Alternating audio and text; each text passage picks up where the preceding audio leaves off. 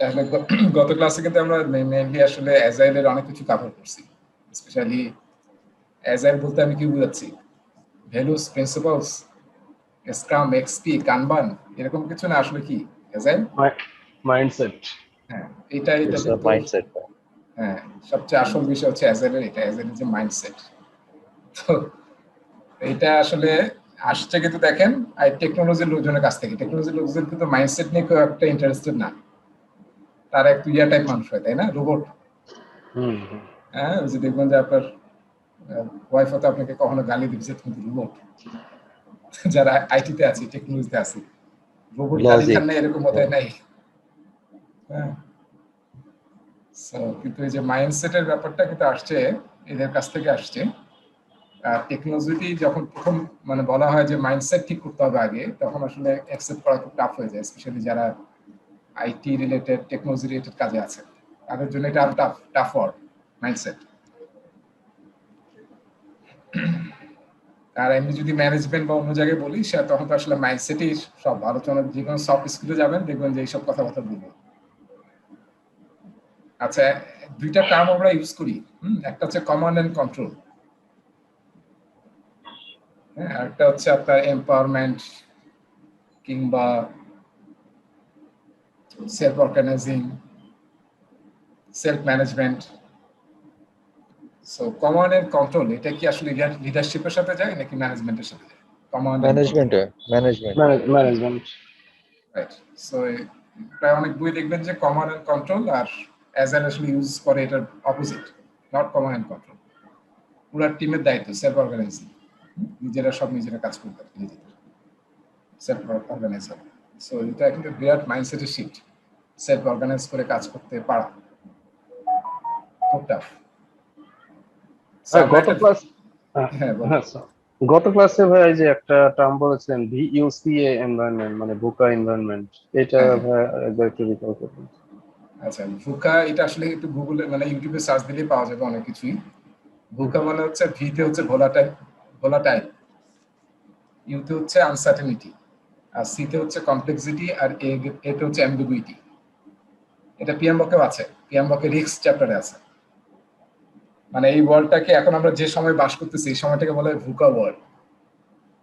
কারণ এই চারটা টার্ম দেখেন, এই চারটা টার্ম একদম ট্রু আপনার লাইফের জন্য, আপনার কেরিয়ারের জন্য, এবং আসলে ফুল ওয়ার্ল্ডের অবস্থা এরকম।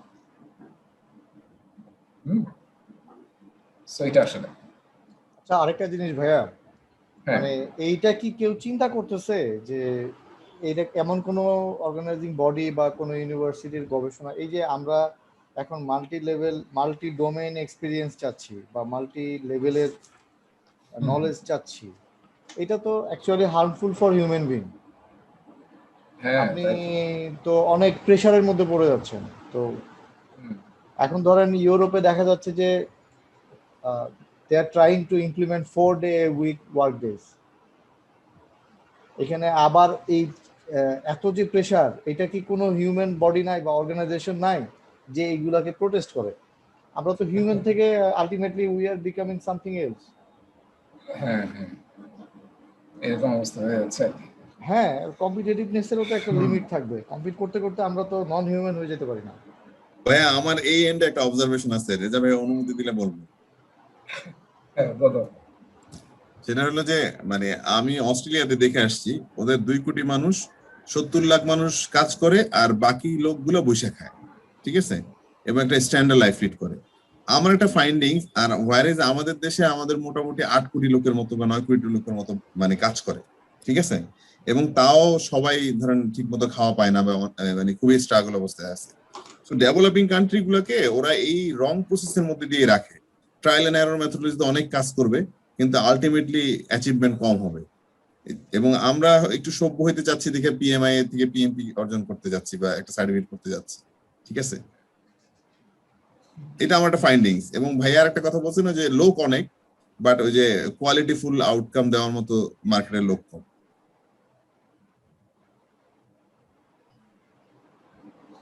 ঠিক আছে, মানে আমাদেরকে স্ট্রাগল করতে হচ্ছে, কারণ কোনো উপায় নেই আমাদের।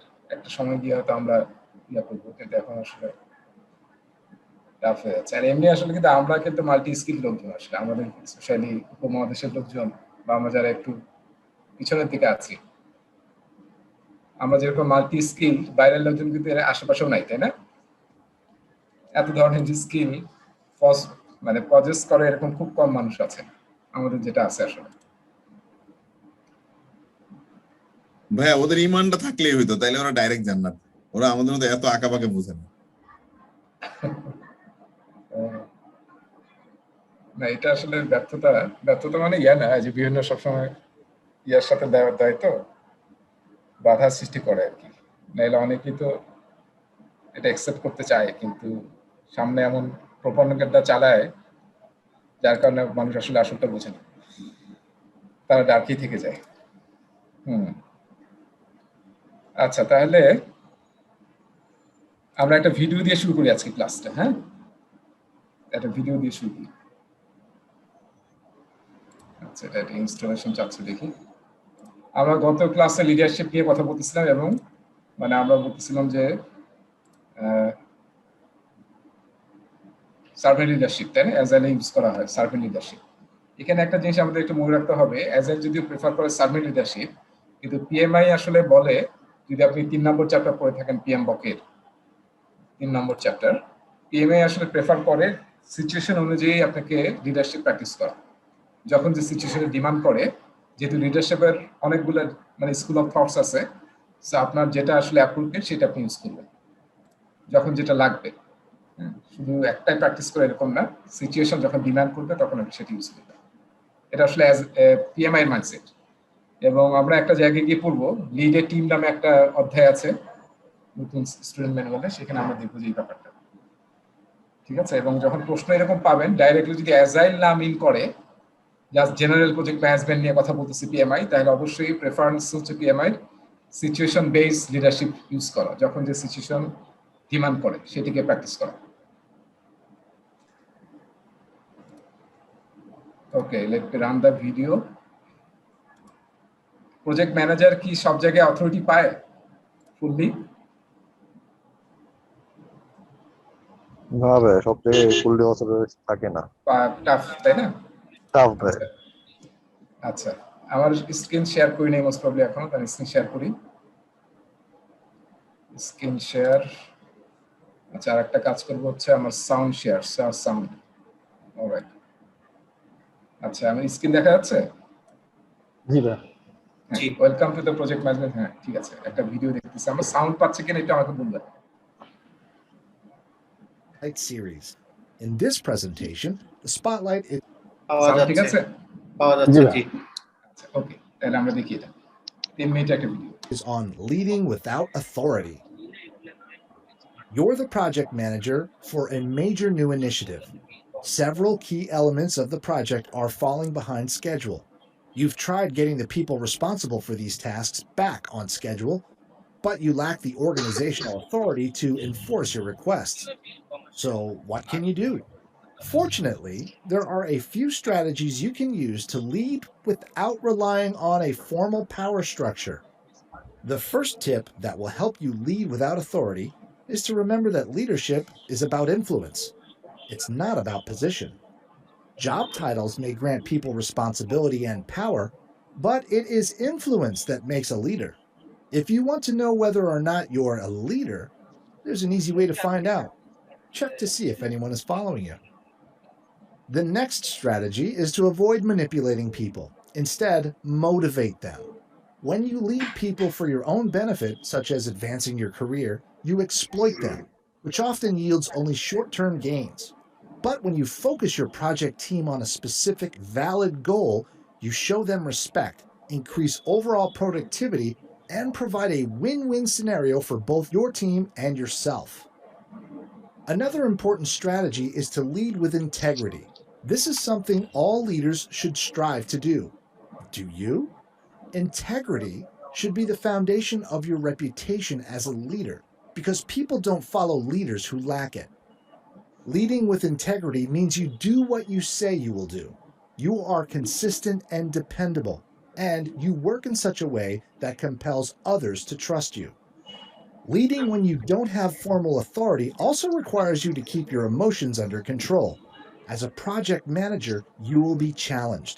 people will misunderstand you. They might be suspicious of you or question your motives at times. All of this can cause your emotions to run high. An effective leader knows reacting on those emotions can cause problems. Be sure you think before you react. Forming this habit will communicate to your team that you base decisions on project needs, not emotion. As a project manager, you deal with plenty of problems every day. And as you know, most problems do not resolve themselves. In fact, they usually get worse over time. So, the sooner you deal with problems, the easier they are to fix, usually for the good of the project team, and the organization. Finally, good leaders are always learning. An organization can only grow as its leaders grow. As a project manager, you should never be satisfied with your leadership skills. Instead, challenge yourself to continuously strive to become a more effective leader and to deepen your character development. And those are some key strategies you can use when you lack official control.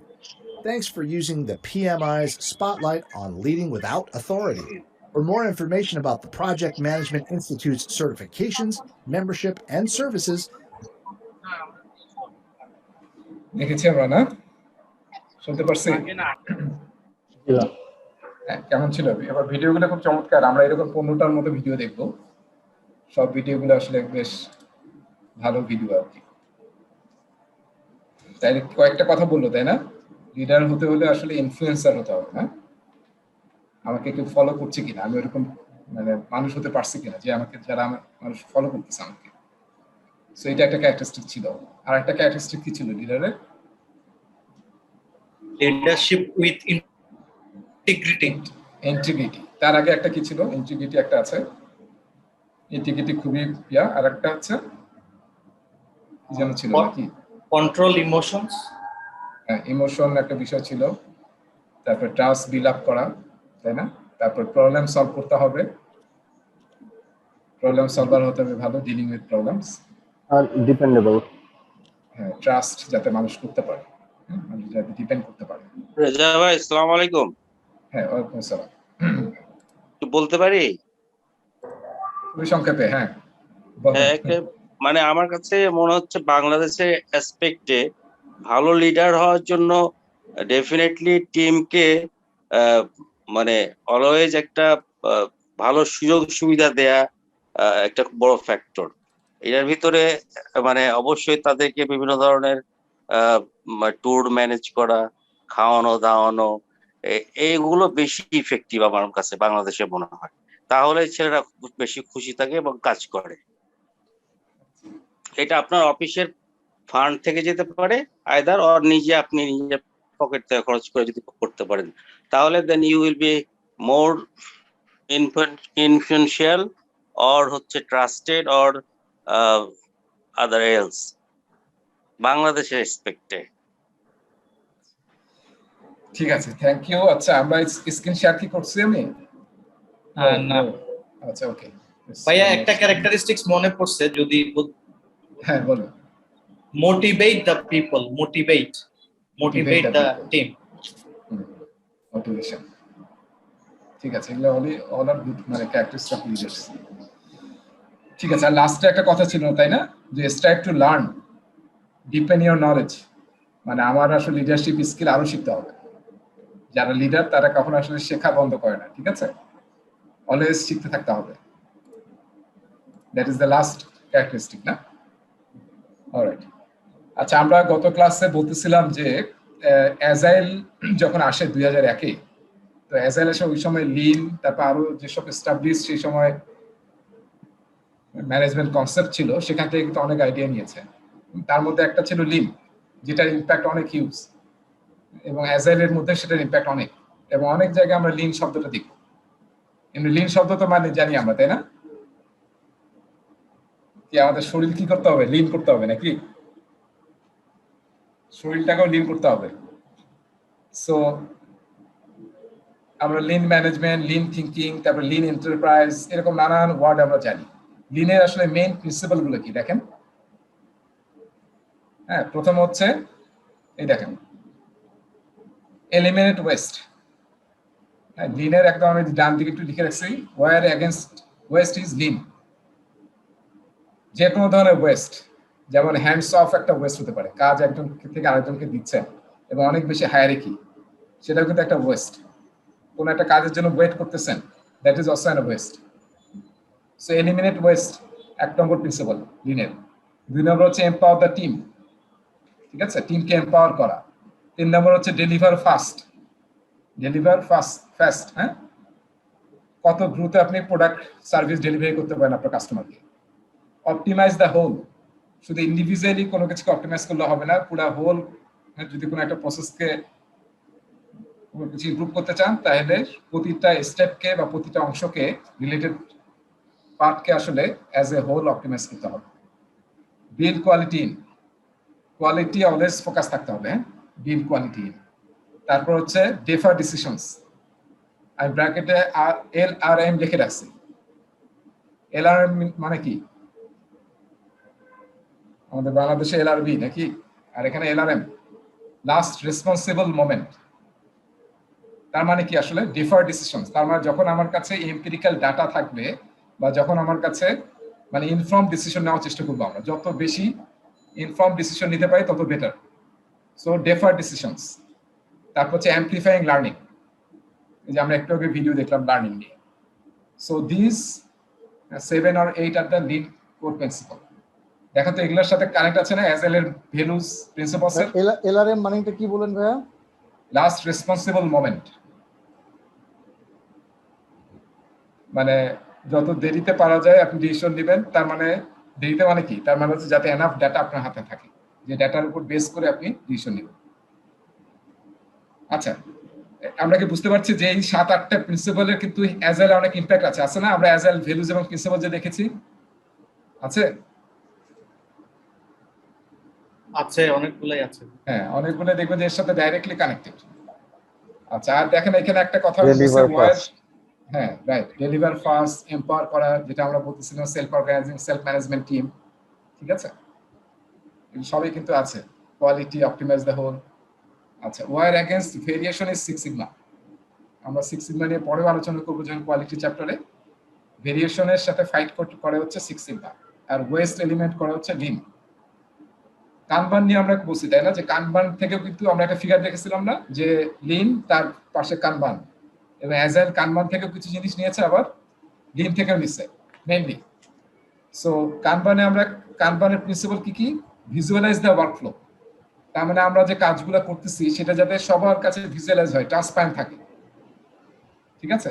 এই ডান দিকে একটা figure দেখেন দেওয়া আছে, যে ready, develop and unit test, development done, system test done. মানে আমার যে প্রসেসের মধ্যে স্টেপস গুলো আছে সেটা একদম ভিজুয়ালি কোন একটা ফিজিক্যাল বোর্ডে, ঠিক আছে, এগুলো হচ্ছে পোস্ট-ইট নোট, যেখানে একদম আমরা ক্লিয়ারলি দেখতে পাচ্ছি যে আসলে কোন কাজটা কোন লেভেলে এখন আছে, কোন আইটেমটা কোন স্টেজে আছে, ক্লিয়ারলি যে ভিজুয়ালাইজ করা প্রতিটা ওয়ার্কফ্লো। সো এরপর হচ্ছে লিমিট উইপ। উইপ মানে হচ্ছে ওয়ার্ক ইন প্রোগ্রেস। আপনাকে দেখছেন প্রতিটা কলামে কিছু উইপ আছে, 8, 3, 2। এটা কিন্তু ম্যানুফ্যাকচারিং ইউজ হয়, হ্যাঁ। কানবান মানে কি? কানবান মানে হচ্ছে সাইনবোর্ড, বোর্ডের মধ্যে ইউজ করা হয়। আচ্ছা, এটা কারো ধারণা আছে যে এখানে আমরা কলামের উপরে কেন 8, 3, 2 লিখতেছি, এবং এটাকে আমরা বলতেছি ওয়ার্ক ইন প্রোগ্রেস লিমিট? কারো জানা আছে ওয়ার্ক ইন প্রোগ্রেস লিমিটের কাজ কি, এবং এটা কি আর সুবিধা অসুবিধা আছে?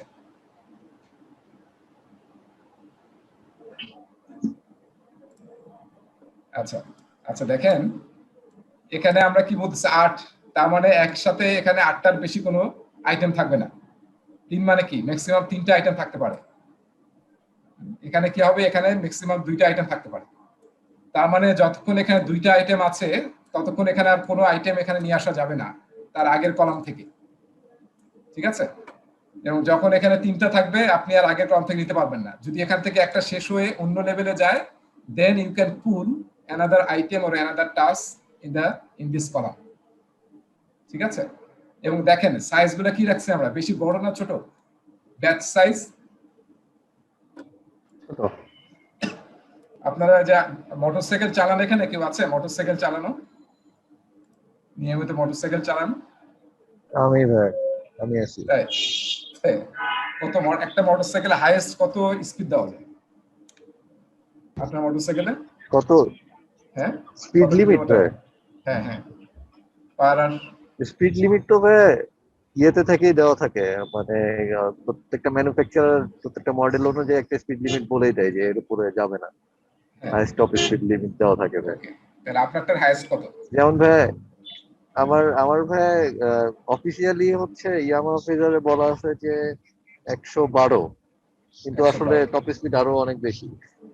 আচ্ছা, আর আপনি যখন চলেন, যখন রাস্তায় খুব জ্যাম থাকে তখন কত স্পিডে চলেন? তখন তো ভাই সম্ভবই না আস্তে ধীরে দেখে দেখে। তার মানে আমরা তখন 10, 20, 30 এরকম স্পিডে চলি, হ্যাঁ, তাই না? ম্যাক্সিমাম ভাই maximum। আর যখন রাস্তা ফাঁকা থাকে তখন if I want I can run at 100 kilometer per hour speed, তাই না? অবভিয়াসলি। হ্যাঁ, তার মানে দেখেন, তার মানে কি, তার মানে যখন বেশি গাড়ি থাকে, মানে আমার কিউ যখন অনেক হাই তখন আমার স্পিড কিন্তু কম, আর কম, যখন জি কিউ ভাই। কম থাকে তখন কিন্তু আমি খুব স্পিডে কাজ করতে পারি। So, আমরা অনেক সময় মনে করি কি যে বাল্ক অফ কাজ যদি একসাথে করার চেষ্টা করি তাহলে I can complete the lot of works, but এটা কিন্তু ভুল ধারণা। এই জন্য আমরা ম্যানেজমেন্ট এখন কি বলা হয়, ফোকাস ওয়ান টাস্ক এট এ টাইম, তাই না? So, আমরা যত আমার টিমের পারফরমেন্স উপর ডিপেন্ড করবে, যে যত স্পিড কম রাখবো, দেখা গেছে ব্যাচ সাইজ যত কম রাখবো তত স্পিড বেড়ে যায়। যেমন রাস্তায় যদি জ্যাম বেশি হয় তাহলে আমি খুব মানে ভালো বিরাট দামি গাড়ি আমার অনেক স্পিডে আমি চলতে পারি, এটা কিন্তু কোনো ম্যাটার হবে না, যেহেতু গাড়িতে মানে কোনো জায়গায় নেই আপনার গাড়ি চালানো। আর যখন ফাঁকা থাকবে, সাইজ কম থাকবে, রাস্তায় জ্যাম কম থাকবে, তখন কিন্তু আপনি স্পিডে চলতে পারবেন। সেই ওয়ার্ক ইন প্রোগ্রেস লিমিটটা খুবই ইম্পর্টেন্ট কারণ এইটার উপর বেস করে আমরা কি করি, আমি এখন এই কলামে বা এই স্টেজে কোনো কাজ দিতে পারবো কিনা সেটা ফুল করে নেই, আর এইটার উপর ডিপেন্ড করে কিন্তু আমার থ্রুপুট মানে হচ্ছে একটা কাজ নেওয়ার পর থেকে কাস্টমারকে দেওয়া একটা সময়ের মধ্যে আমি কি পরিমাণ দিতে পারি। ধরেন একটা কোম্পানি প্রতিদিন মোবাইল সেট তৈরি করে, এখন আমি প্রতিদিন আমি সে 1000 মোবাইল সেট তৈরি করতে পারি, তাহলে আমার প্রতিদিনের থ্রুপুট হচ্ছে 1000। তো এই ব্যাচ সাইজের উপর ডিপেন্ড করে চেঞ্জ করে করে কিন্তু আমরা অপটিমাম ফ্লোটা বের করি। কানবানকে অনেক সময় ফ্লো বলা হয়, হ্যাঁ, ফ্লো অফ ইয়ার প্রসেস, আপনার প্রসেসকে ইমপ্রুভ করার জন্য, প্রোডাক্টিভিটি ইমপ্রুভমেন্টের জন্য। এই যে আমি 3 নম্বর দেখেন, ম্যানেজ ফ্লো। সো এটা হচ্ছে ওয়ার্ক ইন প্রোগ্রেস, আমরা পরে আলোচনা করবো এটা নিয়ে। তারপর মেক প্রসেস পলিসিস এক্সপ্লিসিট, এই যে আমরা ভিজুয়ালাইজ করছি কেন, যাতে ট্রান্সপারেন্ট হয়, এক্সপ্লিসিট হয়। ইমপ্রুভ কোলাবোরেটিভলি, সবাই মিলিয়ে কাজ করবো, ঠিক আছে। ইমপ্লিমেন্ট ফিডব্যাক লুপ, যত তাড়াতাড়ি আমরা ফিডব্যাক নিতে পারবো তত বেটার আমাদের জন্য। ইভলভ এক্সপেরিমেন্টালি, দেখেন এই শব্দগুলোর সাথে কিন্তু আমাদের ইটারেশন, আইটারেটিভ আছে, কানেকশন আছে, অ্যাজাইলের ভ্যালুস মাইন্ডসেট কানেকশন আছে কিন্তু। ফিডব্যাক লুপ, হ্যাঁ, ফিডব্যাক লুপ। সো সবই দেখেন খেয়াল করতেছেন, সব কিন্তু এইসব আইডিয়া থেকে আসছে আসলে। আচ্ছা, এরপরে আমরা বলছিলাম যে অ্যাভেলেবল মার্কেটে অনেকগুলা ফ্রেমওয়ার্ক আছে, তার মধ্যে সবচেয়ে পপুলার ফ্রেমওয়ার্ক বলছিলাম স্ক্রাম, ঠিক আছে, মনে আছে না? আমি একটু ব্রাউজারে যাচ্ছি, আমার ব্রাউজার দেখা যাচ্ছে নাকি? দেখেন এই যে এখানে আমরা বলছিলাম যে 17 থট লিডার্স যারা আসলে অ্যাজাইলের ধারণা নিয়ে আসছিল, এই 17 এর মধ্যে দুইজন, একজনের নাম হচ্ছে কেন শোয়াবার, একজন হচ্ছে জেফ সাদারল্যান্ড। এই দুইজন মিলে আসলে অ্যাজাইল আমরা যে স্ক্রাম বলতেছি সেটা, সেই আইডিয়াটা বা সেই ফ্রেমওয়ার্ক তৈরি করে দুজন, 17 জনের মধ্যে, এবং this is the most popular framework in the world, ঠিক আছে। প্রায় 80% এর বেশি অর্গানাইজেশন যারা আইটি ফার্ম বা সফটওয়্যার ফার্ম অ্যাজাইল ইউজ করে, দে আর ইউজিং স্ক্রাম। আর যারা এন্টারপ্রাইজ লেভেলের স্ক্রাম ইউজ করে, হোল এন্টারপ্রাইজ, তারা যেমন সেফ সবচেয়ে বেশি ইউজ হয়, সেফও কিন্তু স্ক্রামের উপর বেস করি, ঠিক আছে। সো এই স্ক্রামটা নিয়ে আমরা একটু ভালো পড়াশোনা করব। এই স্ক্রামটা যদি আমরা বুঝে নেই তাহলে আপনার আসলে কিভাবে অ্যাজাইল কাজ করে, অ্যাজাইলটাকে কিভাবে ইমপ্লিমেন্ট করা হয় কোনো একটা ফ্রেমওয়ার্কে প্রজেক্ট ম্যানেজমেন্টে, সেটা আমরা বুঝতে পারবো। সবাই শুনতেছি তো না? জি ভাই শুনতেছি। জি ভাই। ওকে, আচ্ছা, তাহলে দেখেন স্ক্রাম নিয়ে বলার আগে আমি একটু ব্যাকে যাচ্ছি। ব্যাকে যাই, আমি এটাতে আবার আসবো। আচ্ছা, ওকে, ফাইন। তো আমি একটু ব্যাকে যাই, আমার কিছু জিনিস একটু বলতে হবে আপনাদেরকে, তারপর আমি আসবো। আচ্ছা, আমরা গত ক্লাসে আসলে এখানে ছিলাম, তাই না? সার্ভার লিডারশিপ নিয়ে শেষ করেছিলাম। তো আমরা বলছিলাম we lead teams by standing behind them, oxymoronic code. এই কোডটা কিন্তু নিশ্চয়ই আমি আজের প্র্যাকটিস গাইড থেকে, ঠিক আছে? ওই যে সার্ভার লিডারশিপ চ্যাপ্টার 4 এ দেখবেন যে আছে এটা। আচ্ছা, আমরা এখন আসলে কিছু জিনিস দেখবো যেটা আসলে পরে স্টুডেন্ট ম্যানুয়ালেও আছে। আমি জাস্ট এখানে খুবই হাই লেভেল বলবো, যাতে আপনাদের যখন আমরা মেইন ইয়াটা করবো তখন এগুলো আমাদের হেল্প করে আর কি। Agile events সিরিমনিজ। অ্যাজাইলে আমরা কি করি দেখেন, অ্যাজাইলে আসলে আমরা যে কাজটা প্রথমে করি, সমস্ত রিকোয়ারমেন্ট নিয়ে আমরা একটা জায়গায় লিখি, সেটাকে বলা হয় প্রোডাক্ট ব্যাকলগ। প্রোডাক্ট ব্যাকলগে আমরা সমস্ত যে রিকোয়ারমেন্ট গুলো আছে সেটাকে আমরা লিখি প্রোডাক্ট ব্যাকলগ। তারপর কি করি আমরা বলছিলাম যে অ্যাজাইল কি করে, ইউজ করে ইটারেশন এবং ইনক্রিমেন্টাল, ঠিক আছে? তো সেটা কিভাবে ইউজ করে, আমি একটু আপনার হোয়াইট বোর্ড ওপেন করি, এবং সেই হোয়াইট বোর্ডে আমি এখন 10-15 মিনিটের একটা লেকচার দেবো, সেটা কাইন্ডলি একটু সবাই মানে মনোযোগ সহ শুনবেন আর কি। কেন এটা আমাদের অ্যাজাইলের একটা ফ্রেমওয়ার্কের ফাউন্ডেশন আর কি, যেটা যেহেতু 50% কোশ্চেন অ্যাজাইল থেকে আসবে, ইট উইল হেল্প। আচ্ছা দেখেন, আমরা অ্যাজাইলে কি করি, এই যে আমি একটা বক্স রাখলাম। আমি আসলে এখানে যেটা আলোচনা করব সেটা অনেকটাই স্ক্রামকে কভার করবো। স্ক্রাম, হ্যাঁ, অ্যাজাইলে কি করা হয়, আমরা এই যে বক্স, এটাকে আমরা বলতেছি ইটারেশন। মনে আছে যে একটা ইটারেশনের মধ্যে অনেকগুলো অ্যাক্টিভিটি থাকে, অ্যাক্টিভিটি শেষ হয়ে গেলে আমরা কিছু আউটপুট তৈরি করি, তাই না? হ্যাঁ, এবং ইনক্রিমেন্ট তৈরি করি। তো এইটাকে আমরা বলতেছি স্প্রিন্ট কিংবা ইটারেশন। সেই ইটারেশনের মাঝখানে আমরা প্রথম যে কাজটা করি সেটা হচ্ছে ইটারেশন প্ল্যানিং করি, আইপি, ইটারেশন প্ল্যানিং এ আমরা কি করি, আমরা আসলে প্রোডাক্ট ব্যাকলগ থাকে আমাদের। প্রোডাক্ট ব্যাকলগ মানে কি, কাস্টমার কি চায়, বা আমরা যে প্রোডাক্টটা তৈরি করব সেই প্রোডাক্টের মধ্যে কি কি ফিচার থাকবে, সেই ফিচারগুলো যে ডকুমেন্টে লেখা থাকে সেটাকে বলা হয় প্রোডাক্ট ব্যাকলগ। তো ইটারেশন প্ল্যানিং আমরা কি করি, সেই ব্যাকলগ থেকে আইটেম নিয়ে নেই, যে আমরা এই 3টা আইটেম, এবং যখন আমি প্রোডাক্ট ব্যাকলগ বলবো তখন একটা জিনিস মাথায় নিয়ে নেন, অ্যাজাইলে সবসময় মনে আছে simplicity, maximising the work not done, মনে আছে প্রিন্সিপাল? এবং সব জায়গায় বলা আছে প্রায়োরিটাইজ করতে হবে, তাই না? আরো কয়েকটা জায়গায় প্রায়োরিটাইজ শব্দটা আছে।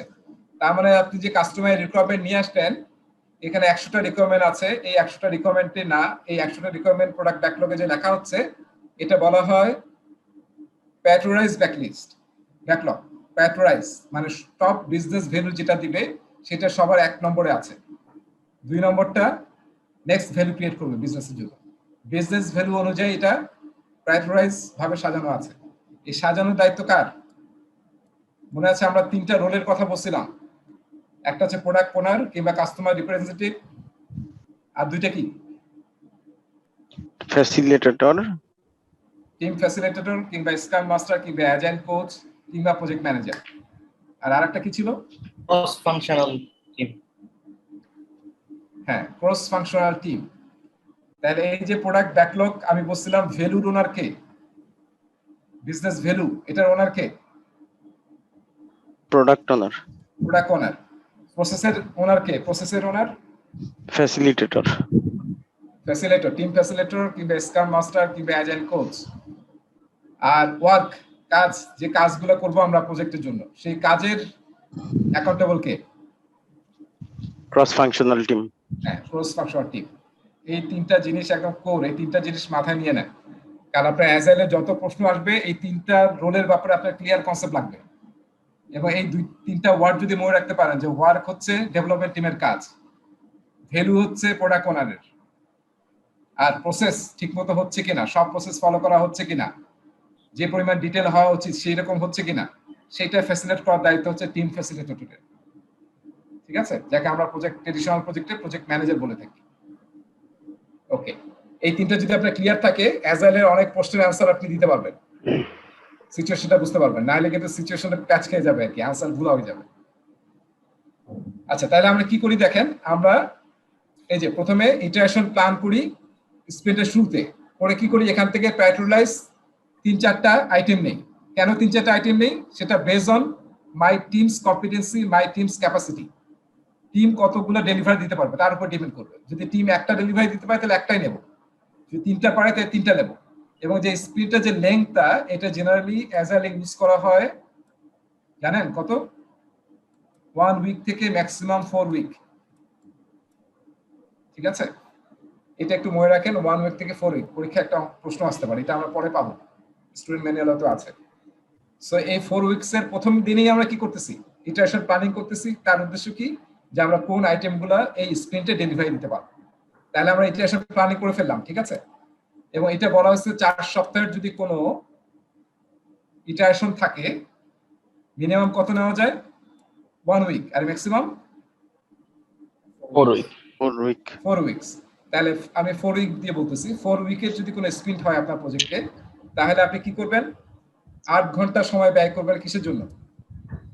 প্ল্যানিং এর জন্য, প্ল্যানিং এ ইটারেশন প্ল্যানিং। তার মানে এখানে কি করবেন আপনি? ব্যাকলগ থেকে এইগুলাকে প্ল্যানে নিয়ে আসতে হবে। কি হবে? তাহলে পরের দিন থেকে আমরা উইল স্টার্ট ওয়ার্কিং। কাজটা কে করবে? Development team. ঠিক আছে, এখন ডেভেলপমেন্ট টিম কাজ শুরু করে দিবে। এবং আমরা কি করতেছি, যেহেতু 4 উইকস, তার মানে কি 4-5 কয়দিন? 20 দিন, তাই না? 20 দিন কাজ চলবে। এখন কাজ চলতেছে, এই কাজ চলা অবস্থায় প্রতিদিন একটা ইভেন্ট আছে অ্যাজাইলে। সেই ইভেন্টের নাম হচ্ছে daily stand up meeting. Daily stand up meeting বা ডেইলি স্প্রিন্ট বলা হয় অনেক সময়। ডেইলি, প্রতিদিন একই সময়ে একই জায়গায় ফুল টিম সার্কেল হয়ে দাঁড়াবে। বুঝতে পারছি? ফুল টিম সার্কেল হয়ে দাঁড়াবে এবং 15 মিনিটের মিটিং করবে। 15 minutes, less than or maximum 50 minutes, not a single minute more than 50 minutes. তার মানে 1 মিনিটও আমরা বেশি করতে পারবো না, হয় 15 মিনিট বা তার চেয়ে কম করবো আমরা। এর মধ্যে ফুল টিম দাঁড়ায় মিটিং করবে এবং 3টা এজেন্ডার উপরে। কি কি এজেন্ডা? 1 নম্বর এজেন্ডা হচ্ছে গত ডেইলি স্ট্যান্ড আপ থেকে আজকে ডেইলি স্ট্যান্ড আপ পর্যন্ত আমরা কি কি কাজ করছি, কি করছি আমরা। আমাদের এই যে স্প্রিন্ট আমরা দায়িত্ব নিয়েছি, যে স্প্রিন্টে আমরা এটা ডেলিভারি দেবো, প্রতিটা স্প্রিন্টে একটা গোল সেট করা হয় প্ল্যানিং এর সময়। এই গোলটা অ্যাচিভ করার জন্য আমরা যতটুকু কাজ করার কথা কতটুকু করছি আমরা গত ডেইলি স্ক্রাম থেকে এই ডেইলি স্ক্রাম পর্যন্ত। 1 নম্বর এজেন্ডা। 2 নম্বর এজেন্ডা হচ্ছে আজকে আমরা কি কাজ করব। 1 নম্বর হচ্ছে গতকাল কি করেছি, 2 নম্বর আজকে কি করব, আর 3 নম্বর হচ্ছে কোনো ইম্পিডিমেন্ট, অবস্টাকল বা রোড ব্লকস আছে কিনা, কোনো ইস্যু আছে কিনা, ব্লকার আছে কিনা, ব্লকেজ আছে কিনা, যেটা আমাকে বাধা সৃষ্টি করতেছে আমার প্রোগ্রেসে। সেটা যে কোনো অ্যাডমিনিস্ট্রেটিভ হতে পারে, যেমন আমার কম্পিউটার কাজ করতেছে না, বা আমার র্যাম নাই, স্লো, বা আমার ইন্টারনেটটা স্পিড বাড়ানো দরকার, এনিথিং, বা একটা কাজ আটকে গেছে, আমার একটু হেল্প দরকার। তো সেটা হচ্ছে ইম্পেডিমেন্ট, অবস্টাকল কিংবা ব্লকেজ বা ব্লকার। তাহলে বুঝতে পারছি আমরা 3টা এজেন্ডা। গত ডেইলি স্ক্রাম থেকে এই ডেইলি স্ক্রাম পর্যন্ত আমরা কি করেছি। 2 নম্বর হচ্ছে আজকে ডেইলি স্ক্রাম থেকে কালকে ডেইলি স্ক্রাম পর্যন্ত আমি কি করব। 3 নম্বর হচ্ছে is there any impediment or obstacle, যেটা আমার কাজে বাধা সৃষ্টি করছে। এই 3টা বিষয়ের উপর মিটিং হবে, যে মিটিংয়ে ডেভেলপমেন্ট টিম, স্ক্রাম মাস্টার এবং প্রোডাক্ট ওনার থাকতে পারে, নাও থাকতে পারে, কিন্তু ডেভেলপমেন্ট টিম থাকবে, স্ক্রাম মাস্টার থাকবেই। ঠিক আছে, সবাই মিলে মিটিংটা করব। ঠিক আছে, তাহলে এটা কি অ্যাক্টিভিটি? এটা হচ্ছে প্রতিদিনের অ্যাক্টিভিটি। আচ্ছা, এরপরে আসেন, এখন আমরা ধরেন আমাদের 20 দিন শেষ, লাস্টের দিনে আমরা আছি, লাস্টের দিনে চলে গেছি, 20তম দিন। 20তম দিনে 2টা ইভেন্ট ঘটবে। একটা ইভেন্টকে বলা হয় ইটারেশন রিভিউ, আইআর বা স্প্রিন্ট রিভিউ। স্প্রিন্ট শব্দটা আমি বলতেছি না, স্প্রিন্ট, এই স্প্রিন্ট শব্দটা ডাইরেক্টলি আসলে স্ক্রাম থেকে আসছে।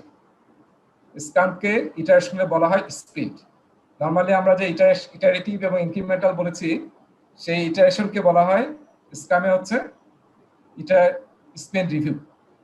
তো স্টুডেন্ট ম্যানুয়াল বা অ্যাজাইল প্র্যাকটিস গাইডে আসলে দেখবেন যে বেশিরভাগ জায়গায় ইটারেশন রিভিউ বলা হয়েছে। রিভিউ শব্দ থেকে বুঝতেছি তার মানে এখানে কি হবে, আমরা যে পুরা 4 সপ্তাহে যে কাজ করলাম সেইটা আমরা এখন কাকে দেখাবো? রিভিউ করার প্রোডাক্ট জন্য, ওনারকে। ফিডব্যাক নেওয়ার জন্য প্রজেক্ট ওনারকে, প্রোডাক্ট ওনারকে, প্রোডাক্ট ওনারকে মেইন দেখাবো আসলে কাস্টমারকে, to get their feedback as early as possible. মানে আমরা যেহেতু 2 সপ্তাহ শেষ, আমরা যতটুকু তৈরি করছি সেটা নিয়ে কার ফিডব্যাক নেব? কাস্টমারের, রিয়েল কাস্টমারের। ঠিক আছে, this is a different concept. কিন্তু কাস্টমারকে ইনভলভ করা, আমরা বলছি না কোলাবোরেশন ওভার, মনে আছে? কোলাবোরেশন করতে হবে, তাই না? এই জন্য দেখেন সব জায়গায় কোলাবোরেশন। এখানে আমরা ডেইলি স্ট্যান্ড-আপে কি করতেছি, আমাদের টিম কোলাবোরেশন হচ্ছে। এটা যখন রিভিউ করব তখন আমরা যতটুকু এই 4 সপ্তাহে করেছি সেটা আমরা কাস্টমারকে দেখাবো, যেখানে আসলে প্রোডাক্ট ওনারও থাকবে, প্রোডাক্ট ওনারই মেইন পার্সন আর কি যেখানে, এবং কি হবে, কাস্টমারকে আমরা দেখাবো। কেন? কাস্টমারে কি নেওয়ার জন্য? ওই যে ফিডব্যাক নেওয়ার জন্য, ফিডব্যাক নেওয়ার জন্য। এবং এখানে কি হতে পারে, কাস্টমার আমরা যে জিনিসগুলো তৈরি করছি ফিডব্যাক নিতে পারি, বা কাস্টমার অ্যাকসেপ্ট করবে, কিংবা কিছু কিছু কাজ কাস্টমার রিজেক্ট করবে। ঠিক আছে, এখানে কয়েকটা জিনিস কাজ করবে। একটা হচ্ছে ডেফিনেশন অফ ডান, এই শব্দটা মনে রাখেন, পরে আমরা আলোচনা করবো। Definition of done, definition of done মানে কি, সবাই মিলে ডিসাইড করবে যে আমরা এই যে 4 সপ্তাহে কাজগুলো করতেছি কোন কোন ক্রাইটেরিয়া, হ্যাঁ, কোন কোন চেকলিস্ট মিস করলে, কোন কোন চেকলিস্ট মিট করলে কাস্টমার এই কাজগুলোকে অ্যাকসেপ্ট করে নিবে, সেটাকে বলা হয় ডেফিনেশন অফ ডান। আমরা ট্রেডিশনাল প্রজেক্টে এটাকে বলি অ্যাকসেপ্টেন্স ক্রাইটেরিয়া, কিন্তু এটা আসলে মোর দ্যান অ্যাকসেপ্টেন্স ক্রাইটেরিয়া। এটা আমরা আরো পরে আলোচনা করবো দুইটার মধ্যে পার্থক্য কি।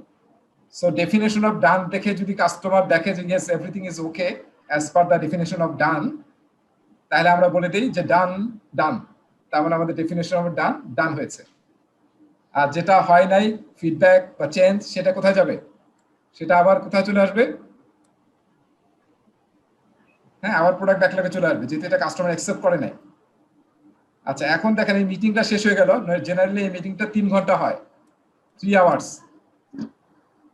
ঠিক আছে, 3 বা 4 আওয়ার্স যদি আমাদের 4 সপ্তাহের স্প্রিন্ট বা ইটারেশন হয়। এরপরে বাকি থাকলো কি, আরো দিনের কি আছে? এটা শেষ হওয়ার পরে নেক্সট কাজ হচ্ছে রেট্রোস্পেক্টিভ। মনে আছে রেট্রো? আমি বলছিলাম রেট্রো, রিফ্লেক্ট করা অ্যাজাইলের একটা প্রিন্সিপাল, তাই না? ফ্রিকোয়েন্টলি রিফ্লেক্ট করতে হবে। রিফ্লেক্ট মানে কি? পিছনের সমালোচনা করা, পিছন ফিরে দেখা যে আমরা অ্যাজ এ টিম কি করছি, কিরকম কাজ করছি, is there any way to improve. এখানে আমরা দুইটা জিনিস করি, দেখেন খেয়াল করেন একটু, এখানে আমরা দুইটা জিনিস করি। একটা হচ্ছে হোয়াট ওয়েন্ট রং, আর সিম্পলি আর একটা কাজ করি আমরা, what went well for us. এবং আমরা কি করি, এটা করার উদ্দেশ্য কি কেউ বলতে পারবেন? এই যে রেট্রো করতেছি আমরা, এটার উদ্দেশ্য কি? রেট্রোস্পেক্টিভ।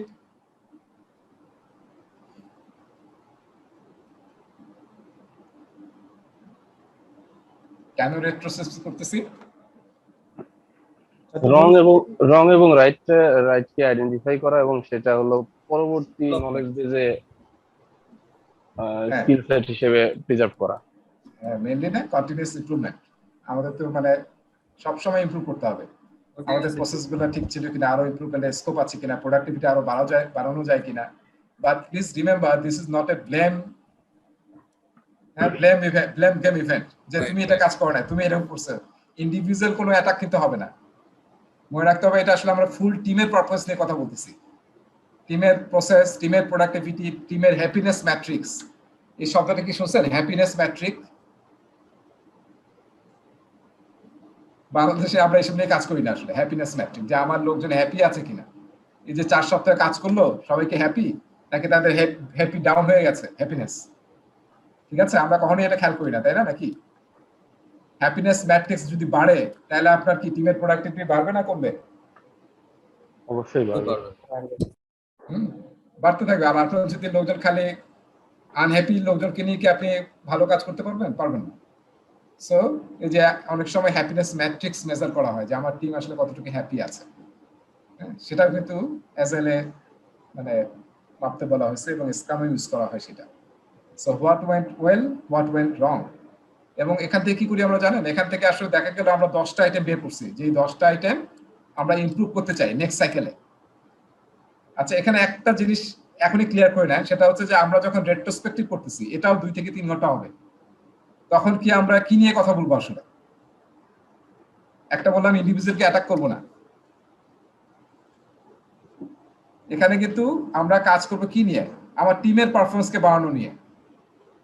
প্রোডাক্ট নিয়ে কিন্তু আমরা কোথায় আলোচনা করছি, যে এখানে প্রোডাক্টের ইমপ্রুভমেন্ট, প্রোডাক্টের কোনো এরর আছে কিনা, প্রোডাক্টকে আরো ভালো করা যায় কিনা, সেটা কোথায় আলোচনা করবো? আইআরএ, ইটারেশন রিভিউতে। আর রেট্রোস্পেক্টিভে কি করব? আমাদের process, procedure, policy, productivity, as a team আমাদের কিরকম পারফরমেন্স, টিমে কারো কিভাবে ইমপ্রুভ করা যায়, হ্যাঁ, সেটা নিয়ে আমরা কথা বলবো হচ্ছে রেট্রোস্পেক্টিভ। প্রোডাক্ট নিয়ে না, প্রোডাক্ট তো we have another slot for product, that is actually iteration review অথবা স্পিন রিভিউ। তাহলে এখান থেকে ধরেন 10টা আইটেম আমরা আইডেন্টিফাই করলাম। এখন কি মনে করেন যে 10টা আইটেম কি আমরা নেক্সট যখন ইটারেশন শুরু করব, তখন কি আমরা এই 10টা আইটেমই ইমপ্লিমেন্ট করা শুরু করবো, না কি করবো আসলে, কোনটা করা উচিত? ওখানেও প্রায়োরিটাইজ করতে হবে। প্রায়োরিটাইজ করতে হবে, এক্সেলেন্ট। হ্যাঁ, তার মানে এখানেও প্রায়োরিটাইজ করতে হবে যে 10টার মধ্যে কোন 2টা আসলে টপ প্রায়োরিটাইজ, কারণ অনেক আইটেম বের হবে এবং সব আইটেমই যদি করতে যান আসলে একটাও হবে না। সো বেটার হচ্ছে এর মধ্যে একটা বা 2টা নেন, মানে স্ক্রামে বলা হয় যে কমপক্ষে একটা বা 2টা নেন, এর চেয়ে বেশি না, কারণ বেশি নিতে গেলে একটাও হবে না। সো সবচেয়ে যে টপ প্রায়োরিটি ওটা নিয়ে নেক্সট আপনি প্রথমে এটা একদম প্রোডাক্ট ব্যাকলগের টপে চলে আসবে, কারণ এটা একটা ইমপ্রুভমেন্টের স্কোপ। সো এটা আপনি ইমপ্লিমেন্ট করবেন, ঠিক আছে? তাহলে কি হলো দেখেন, প্রতিটা ইটারেশনের পরে আমরা কি করতেছি? পোটেনশিয়ালি রিলিজেবল প্রোডাক্ট তৈরি করতেছি, তাই না? যেটাকে আমরা ইনক্রিমেন্ট বলি, ঠিক আছে? ইনক্রিমেন্ট বলি আমরা। সো প্রতিটা ইটারেশনের পরে উই আর গেটিং সামথিং, যেটাকে আমরা বলতেছি মিনিমাল ভায়াবল প্রোডাক্ট, রাইট? কিংবা স্ক্রামের ভাষায় এটাকে বলা হয়, কি বললাম এটা? পিআরপি, পোটেনশিয়ালি রিলিজেবল প্রোডাক্ট, ঠিক আছে? সো এইটা আমরা কাস্টমারকে দিই। সো এইভাবে দেখেন একটা ইটারেশন শেষ হলো, এরপরে কি হবে? আবার নেক্সট ইটারেশন শুরু হবে, আবার আমরা সেম কাজগুলো আবার করব। আমরা বুঝতে পারছি যে কিভাবে অ্যাজাইলের ভ্যালুস এবং প্রিন্সিপালস এখানে ইমপ্লিমেন্ট করা হয়েছে, এবং ইটারেশন এবং ইনক্রিমেন্টাল, বুঝতে পারছি? ওগুলোই কিন্তু ইউজ করা হয়েছে এখানে। সেইটা খুব সহজ না কঠিন জিনিসটা, যতটুকু বললাম আমি?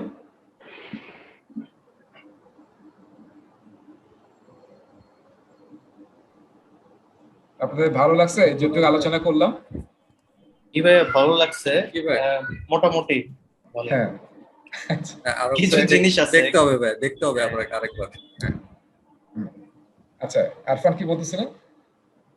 বললাম আরেকবার দেখতে হবে আর কি। হ্যাঁ, আচ্ছা, এইটা দেখবেন কোথা থেকে জানেন? এটার জন্য আপনাদেরকে একটা দিয়েছিলাম, ওই যে স্ক্রাম গাইড দিয়েছিলাম, স্ক্রাম গাইড 2020, 14 পৃষ্ঠার একটা ডকুমেন্ট। হ্যাঁ, জাস্ট একবার রিড আউট করবেন, একবার পড়ে ফেলবেন, হ্যাঁ, তাহলে দেখবেন যে সব ডট গুলো কানেক্ট করতে পারবেন। বা আমি আরো বলবো, এখনো শেষ না, আরো কথা বলবো আসলে। অলরাইট, সো দেখেন আমি যে এইসব নিয়ে কথা বললাম, কিন্তু দেখেন কি নিয়ে কথা বললাম, ইটারেশন নিয়ে কথা বললাম, ইটারেশন প্ল্যানিং নিয়ে, এটা নিয়ে কথা বলি নাই, এটা পরে কথা বলবো, এখন দরকার নাই। স্ট্যান্ড আপ নিয়ে কথা বললাম, ডেমনস্ট্রেশন, ওই যে ইটারেশন রিভিউ বা স্পিন রিভিউ, ওটা আরো নাম আছে, ডেমোস, রিভিউস কিংবা ডেমনস্ট্রেশন বলি আমরা। আর রেট্রোস্পেক্টিভ নিয়ে কথা বললাম, তাই না? যেখানে আমরা বললাম হোয়াট ওয়েন্ট রং আর হোয়াট ওয়েন্ট ওয়েল। তারপর আরো অনেকগুলো টেকনিক আছে রেট্রোস্পেক্টিভ, যেমন কিপ, স্টার্ট, স্টপ। মানে কি আপনি যদি এরকম 3টা কলাম করেন, একটা বলেন কিপ, একটা বলেন স্টার্ট, একটা বলেন স্টপ, যখন রেট্রো করবেন তখন আসলে ফাইন্ড আউট করবেন যে কোন কোন আইটেম ভালো করছেন, সেটা কিপ করবেন, তার মানে নেক্সট ইটারেশন আপনি ইউজ করবেন। স্টার্ট মানে নেক্সট ইটারেশন থেকে কোন কোন কাজ আপনি শুরু করবেন। আর স্টপ এমন কিছু আপনি কাজ করছেন যেটা কোনো ভ্যালু অ্যাড করে নাই, আননেসেসারি কাজ করছেন বা ওয়েস্ট হয়েছে, তাহলে সেই আইটেমগুলোকে আপনি স্টপের কলামে লিখবেন। এটা কে করবে বলেন?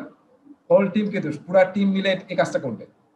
তারা নরমালি অ্যাজাইল টিমে কি করা হয়, নোট মানে ছোট ছোট বিভিন্ন কালারের পোস্টিং নোটে লিখে এখানে এইভাবে লাগানো হয় আর কি বোর্ডের মধ্যে, এবং সেখান থেকে আমরা আসলে আইটেমগুলোকে সিলেক্ট করে নেক্সট ব্যাকলগে শুরু করি। কাইজেন মানে তো আমরা জানি, তাই না? Continuously small improvement, kaizen Japanese word, তাই না? Small improvement. সো আমরা কি করতেছি, এটা করার উদ্দেশ্য কি? ফিডব্যাক দেওয়া, একটা হচ্ছে কন্টিনিউয়াসলি ইমপ্রুভ করা। There is no end of improvement. Continuously you have to improve yourself, your team's performance. আচ্ছা, এবার দেখেন একটা কথা আমাদের বলা দরকার, যেটা একটু আমি বলছি আর একটু বলি, সেটা হচ্ছে যে অ্যাজাইলে কি করা হয়, আমরা আসলে প্রোডাক্ট ভিশন চিন্তা করি যে আমাদের প্রোডাক্টটাকে আমরা কোথায় দেখতে চাই। ধরেন আমি একটা মার্কেটে মোবাইল অ্যাপ নিয়ে আসবো, সেই অ্যাপটা আমি আসলে কি দেখতে চাই, অ্যাপটাকে আমি কোন জায়গায় দেখতে চাই, সেটা হচ্ছে প্রোডাক্ট ভিশন। এবং এই অ্যাপের কি কি থাকবে, ধরেন একটা ওয়েবসাইট থাকবে সেই অ্যাপটাকে প্রমোট করার, তারপরে সেই অ্যাপটা আপনি অ্যান্ড্রয়েডের জন্য বানাবেন, তারপরে আইওএস এর জন্য বানাবেন বা মাল্টি প্ল্যাটফর্মের জন্য তৈরি করবেন, ঠিক আছে? তারপর হয়তো শুরুতে আপনি মিনিমাম ফিচার দিয়ে শুরু করবেন প্রথম 2টা কোয়ার্টারে, এরপরে আসলে 3rd কোয়ার্টার বা 4th কোয়ার্টারে গিয়ে আপনি আরো ফিচার অ্যাড করবেন। কারণ মার্কেটে যেতে হলে যদি সব ফিচারের জন্য ওয়েট করেন, তাহলে maybe you will be late for the market, or you will be মানে ইররিলেভেন্ট ফর দ্য মার্কেট, এরকম হয়ে যেতে পারে, যেহেতু বুকা এনভায়রনমেন্টে আমরা আছি এবং এভরিথিং ইজ চেঞ্জিং, কাস্টমার তার ডিমান্ড চেঞ্জ হয়ে যাচ্ছে। So as early as possible minimal viable product, আর একটা শব্দ আমরা ইউজ করবো, সেটাকে বলা হয় মিনিমাম বিজনেস ইনক্রিমেন্ট, সেটা পরে আলোচনা করবো। সো এই আমরা মেইনলি মিনিমাল ভায়াবল প্রোডাক্টে মার্কেটে চলে যাব, ঠিক আছে? সো অ্যাজাইলে কি করা হয়, প্রোডাক্ট ভিশন হচ্ছে শর্ট টপে, সেই প্রোডাক্ট ভিশন থেকে আমরা রোড ম্যাপ তৈরি করি। আমি যে বললাম রোড ম্যাপ মানে কি, ভিশন হচ্ছে যে ধরেন আমি যে সেক্টরের মোবাইল অ্যাপটা বানাচ্ছি ওখানে আমি নাম্বার 1 হব, এটা আমার ভিশন হতে পারে। রোড ম্যাপ কি, আমি যে ফিচারগুলো চিন্তা করতেছি, আমার ওয়েবসাইট থাকবে, অ্যান্ড্রয়েডের জন্য হবে, আইওএস এর জন্য হবে, তাইলে আমি কি করতে পারি, রোড ম্যাপ তৈরি করতে পারি যে প্রথম 2 কোয়ার্টারে আমি অ্যান্ড্রয়েড নিয়ে কাজ করব, ঠিক আছে? তারপরের কোয়ার্টারে আমি আইওএস নিয়ে কাজ করব, তারপরে কোয়ার্টারে হয়তো আরো অনেক কাস্টমারের ফিডব্যাক উপর ডিপেন্ড করে আরো ফিচার দেব। এটাকে বলা হচ্ছে প্রোডাক্ট রোডম্যাপ, ঠিক আছে? এখন এই যে একটা রোডম্যাপ আমরা বললাম যে প্রথম 1 কোয়ার্টার এবং 2nd কোয়ার্টারের মধ্যে এটা দেব, এই রোডম্যাপকে দেওয়ার জন্য আমরা কি করি, রিলিজ প্ল্যান তৈরি করি। এই রিলিজটা যাতে ঠিকমতো হয়, এই রিলিজ প্ল্যানটার ভিতরে কি থাকে, এক একটা রিলিজ প্ল্যানের ভিতর থাকে হচ্ছে ইটারেশন। ধরেন এই রিলিজটা দেওয়ার জন্য 10টা ইটারেশন লাগবে। ইটারেশন মনে আছে, একটু আগে বললাম ওই যে 4 সপ্তাহ, তাহলে 4 সপ্তাহের ইটারেশন লাগবে আমার। কয়টা, 10টা লাগবে। 10টা মানে কয়দিন হলো, কয় সপ্তাহ হলো? 10টা মানে যদি 4 উইকস করে একটা ইটারেশন হয় 40 উইকস হলো। হ্যাঁ দেখেন 1 ইয়ার, হ্যাঁ অলমোস্ট 1 ইয়ার। অ্যাজাইলে কিন্তু এইভাবে শিডিউলিং হয় আর কি, ঠিক আছে? তাহলে প্রতিটি ইটারেশনে কি করি আমরা, এই যে প্রোডাক্ট ব্যাকলগ নিয়ে কাজ করি, তাই না? যেটা আমি একটু আলোচনা করলাম। ব্যাকলগ রিফাইনমেন্ট মানে কি, এই যে কাস্টমারের ফিডব্যাকের উপর যে আপনি ব্যাকলগ রিফাইন করতেছেন বারবার, যেটা ভ্যালু সেটাকে আপনি প্রায়োরিটাইজ করতেছেন, যেটা কম ভ্যালু এমন হতে পারে কাজ করতেছেন যেটাকে টপ ভাবছিলেন সেটা কোনো সময় নিচে চলে আসতে পারে, বা কোনো একটা আইটেম নতুন ঢুকতে পারে প্রোডাক্ট ব্যাকলগে, সেটাকে বলা হয় ব্যাকলগ রিফাইনমেন্ট বা ব্যাকলগ গ্রুমিং। এটা নিয়ে আমরা পরে কথা বলবো, সব নিয়ে আসলে আমরা মাঝে মাঝে কথা বলবো, সমস্যা নাই। ইটারেশন ব্যাকলগ মানে কি, এই যে প্রোডাক্ট ব্যাকলগ কিসের জন্য, প্রোডাক্ট ব্যাকলগ পুরা প্রোডাক্টের জন্য। আর ইটারেশন ব্যাকলগটা কি বলুন তো?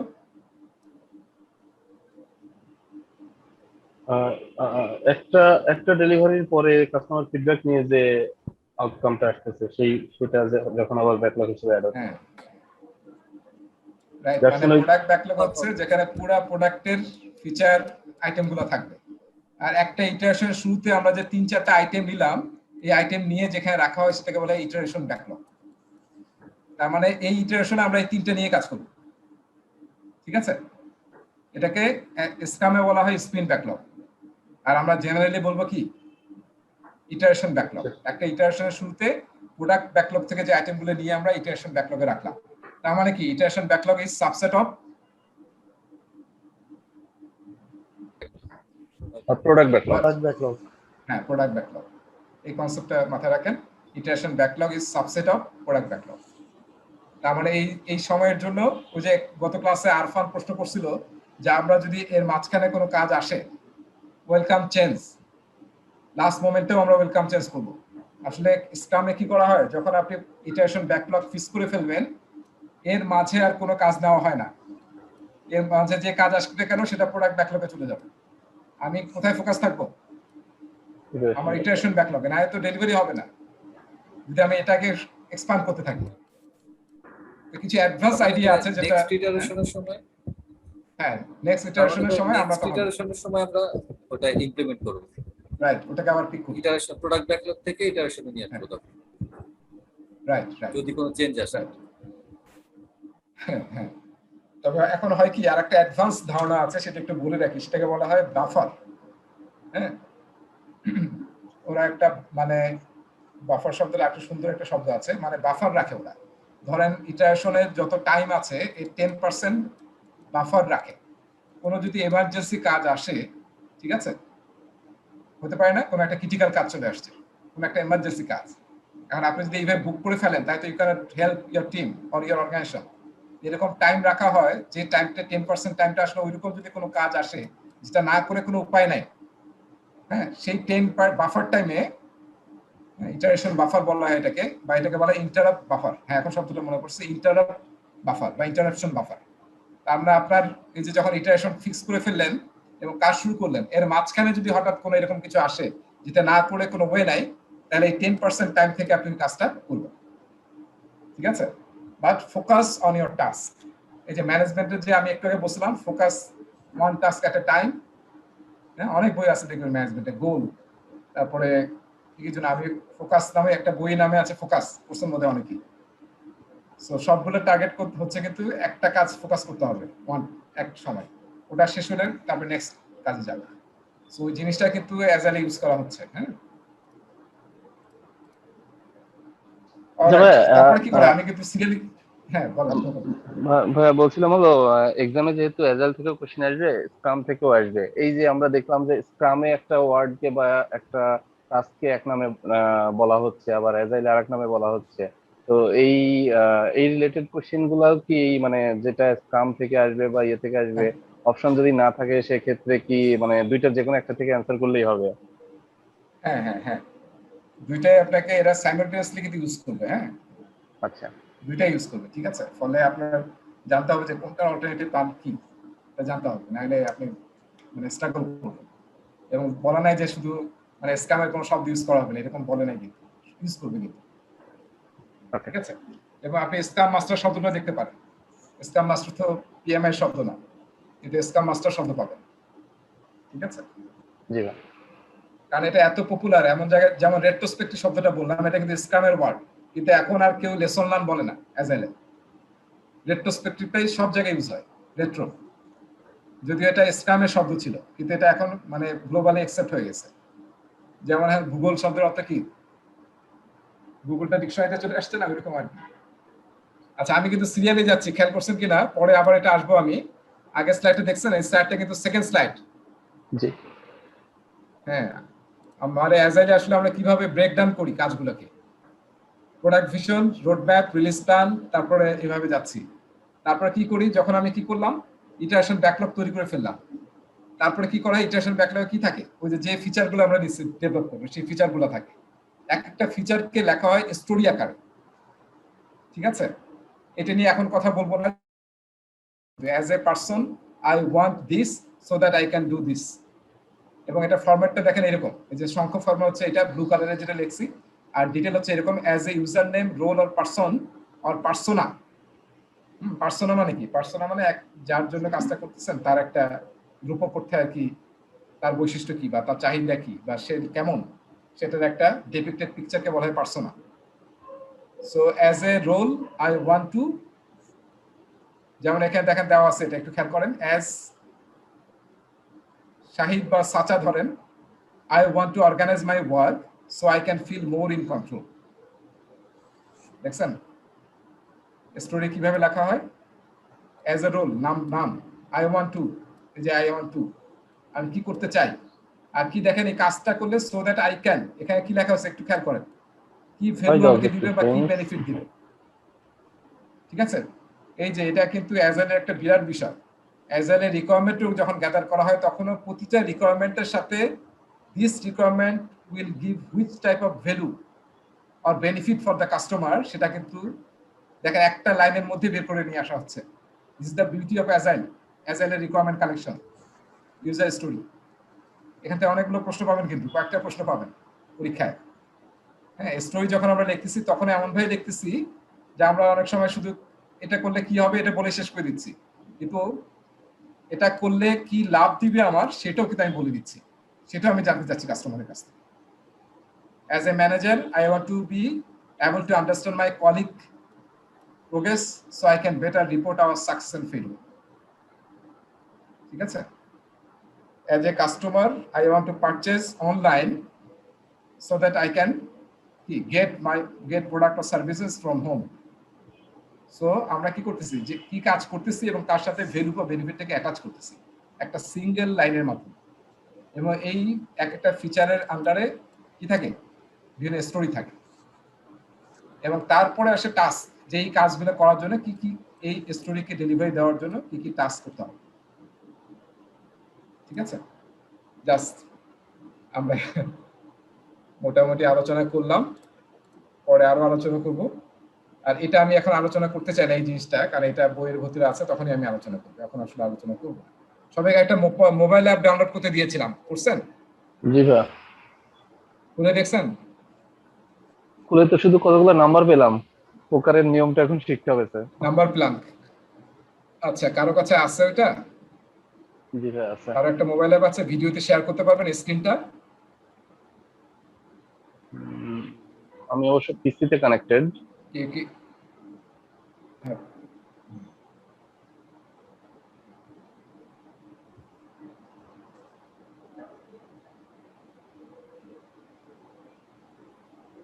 ওকে। হ্যাঁ, আর একটু দেখেন সবাই কি খেয়াল করছেন, সবাই ইনস্টল করছেন মনে হয়। এখানে কিছু নাম্বার লেখা আছে, তাই না? নাম্বার সিরিজ পাচ্ছি সবাই আমরা, 0 1 2 3 5 8 সবাই দেখেছি? হ্যাঁ হ্যাঁ। আচ্ছা, এই নাম্বার সিরিজটাকে কি বলা হয় আসলে? এই নাম্বার সিরিজটাকে তোমাদের ফিবোনাক্কি না কি যেন? হ্যাঁ, ফিবোনাচ্চি সিকোয়েন্স বলা হয়। ফিবোনাচ্চি সিকোয়েন্স ফিবোনাচ্চি সিরিজ কোনটা? হ্যাঁ, তার মানে প্রথম দুইটার যোগফল হচ্ছে তৃতীয়টা, তাই না? জি ভাই। যেমন আমরা 1 আর 2 যোগ করে পাচ্ছি 3, আবার 3 আর 2 যোগ করে পাচ্ছি 5, আর 5 আর 3 যোগ করে পাচ্ছি 8, 8 আর 5 যোগ করে পাচ্ছি 13। সো এটাকে বলা হয় ফিবোনাচ্চি সিকোয়েন্স। তো অ্যাজাইল যখন আসলে এস্টিমেশন করে কোন একটা স্টোরি বা কোন একটা ফিচার করতে কত সময় লাগবে এটা বলে না কিন্তু অ্যাজাইল। হ্যাঁ, সবচেয়ে লোয়েস্ট আমরা ট্রেডিশনাল প্রজেক্ট ম্যানেজার সবসময় সময় দিয়ে মেজার করি যে এই কাজটা করতে কত সময় লাগবে। অ্যাজাইলে কি দিয়ে মেজার করা হয়, যে একটা ফিচার দিতে কত সময় লাগবে, কি পরিমাণ স্টোরি পয়েন্ট লাগবে। তার মানে এই স্টোরিটা বা এই ফিচারটা ডেলিভারি দিতে কি পরিমাণ কি লাগবে, স্টোরি পয়েন্ট। স্টোরি পয়েন্ট নিয়ে আমরা পরে আলোচনা করব, কারণ এটাতে সময় চলে যাবে এবং আমি তখন আপনাদেরকে দেখাবো। তো স্টোরি পয়েন্ট হচ্ছে যেখানে যেটা আসলে ইউনিটলেস, হ্যাঁ, আওয়ারে না, আমরা করি স্টোরি পয়েন্টে কত সময় লাগবে, কত স্টোরি পয়েন্ট লাগবে, এবং তখন আমরা এই ফিবোনাচ্চি নাম্বারটা ইউজ করি যে একটা স্টোরি করতে 3 স্টোরি পয়েন্ট লাগবে নাকি 5 নাকি 8। এখন যেটা যত বড় সেটা কি হবে, তত বড় হবে আর কি। এই বড়টা কিভাবে মেজার করে, কাজের কমপ্লেক্সিটি, এফোর্ট, ঠিক আছে, মেইনলি কাজ করতে কিরকম এফোর্ট দিতে হবে, এফোর্ট মানে কি, ম্যান আওয়ার, তারপরে কমপ্লেক্সিটি, তারপর রিস্ক। এই মেইনলি তিনটা জিনিসকে কনসিডার করে আমরা স্টোরি পয়েন্ট দিয়ে মেজার করার চেষ্টা করি যে এটা ডেলিভারি দিতে কত সময়, কত স্টোরি পয়েন্ট লাগবে এই ফিচার বা স্টোরিটা ডেলিভারি দিতে।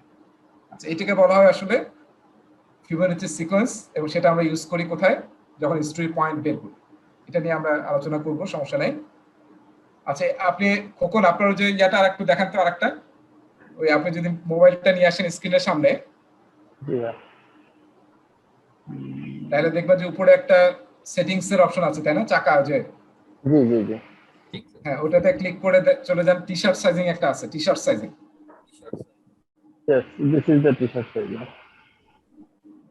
জানেন যে যারা আছেন পাচ্ছেন টি শার্ট, হ্যাঁ, মিডিয়াম, স্মল, ঠিক আছে, এক্সেল, লার্জ, এক্সএসএল, দেখেন। ঠিক আছে, থ্যাংক ইউ। হ্যাঁ, খোকন, So আমরা দেখেন আমরা অ্যাজাইলে কিন্তু ইন্টারেস্টিং ভাবে বিভিন্ন কাজ করা হয়, মানে গেমিং, অ্যাজাইলে অনেক গেমিং ইউজ করে। প্রজেক্ট ম্যানেজমেন্ট যদিও সিরিয়াস ইস্যু, কিন্তু পুরো অ্যাজাইলে কাজ কারবার হয় একটু গেমিং টাইপ করে। এবং এই যে এস্টিমেশন একটা বড় বিগ ইস্যু প্রজেক্ট ম্যানেজমেন্টে, সেটাও করা হয় ফান এবং গেমিং এর থ্রুতে। এই যে আমরা টি শার্ট সাইজিং দেখলাম, কোন একটা ফিচার ডেলিভারি দিতে কোন সাইজের টি শার্টের সাথে কম্পেয়ার করা হয়। যদি স্মল হয় তাহলে স্মল, তাহলে আপনি কাজগুলোকে নিয়ে ওই এইভাবে কি করা হয়। ওই আপনার আমি ছবি মধ্যে এখানে আছে দেখেন,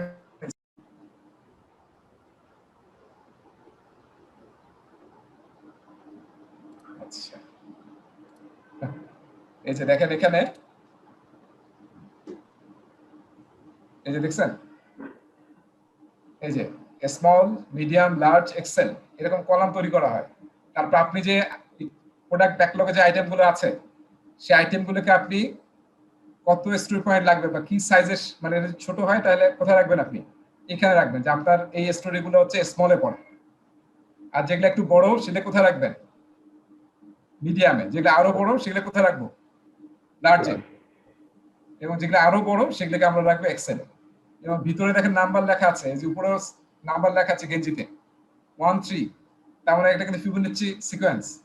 যে কাজগুলোকে আপনি 1 3 বলছেন সেটা এইটাই, বুঝতে পারছি। এই যে প্রোডাক্ট ব্যাকলগ থেকে নিয়ে কিন্তু আমরা এইভাবে এস্টিমেট করছি, তাহলে আমরা ধারণা পাবো। হ্যাঁ, এটা এখন হয়তো রিলেট করতে পারতেছেন না, আমি পরে রিলেট করে দেবো যে স্টোরি পয়েন্ট থেকে কিভাবে আমি সময়ের ধারণা পাবো। আসলে কি আলটিমেটলি টাইম জানতে হবে আমার, ঠিক আছে। সো ওইটা নিয়ে আমরা পরে কথা বলবো, যেটাকে বলা হয় ভ্যালোসিটি। যে একটা টিম একটা ইটারেশনে কি পরিমাণ স্টোরি পয়েন্ট ডেলিভারি দিতে পারে, সেটাকে বলা হয় কি, ভ্যালোসিটি। একটা অ্যাজাইল টিম একটা ইটারেশনের মধ্যে যে পরিমাণ story point, total story point delivery দিতে পারে, সেটাকে বলা হয় ভ্যালোসিটি। আমরা এটা নিয়ে পরে কথা বলবো। সেই ভ্যালোসিটি থেকে কিন্তু বের করা যায় যে আসলে এই কাজটা করতে কয়টা ইটারেশন লাগবে। আর কয়টা ইটারেশন যদি আমরা জানি, তাহলে কিন্তু we can easily calculate the time, যেটা একটু আগে আমি বললাম যে 40 উইকস লাগবে, তাই না? জি। আচ্ছা, ঠিক আছে। এইবার আমরা আসলে এই স্ক্রামে চলে আসি। স্ক্রামের এই ফিগারটা এখন আপনারা বোধহয় নিজেরাই আলোচনা করতে পারবেন। দেখতে পাচ্ছেন এই ফিগারটা?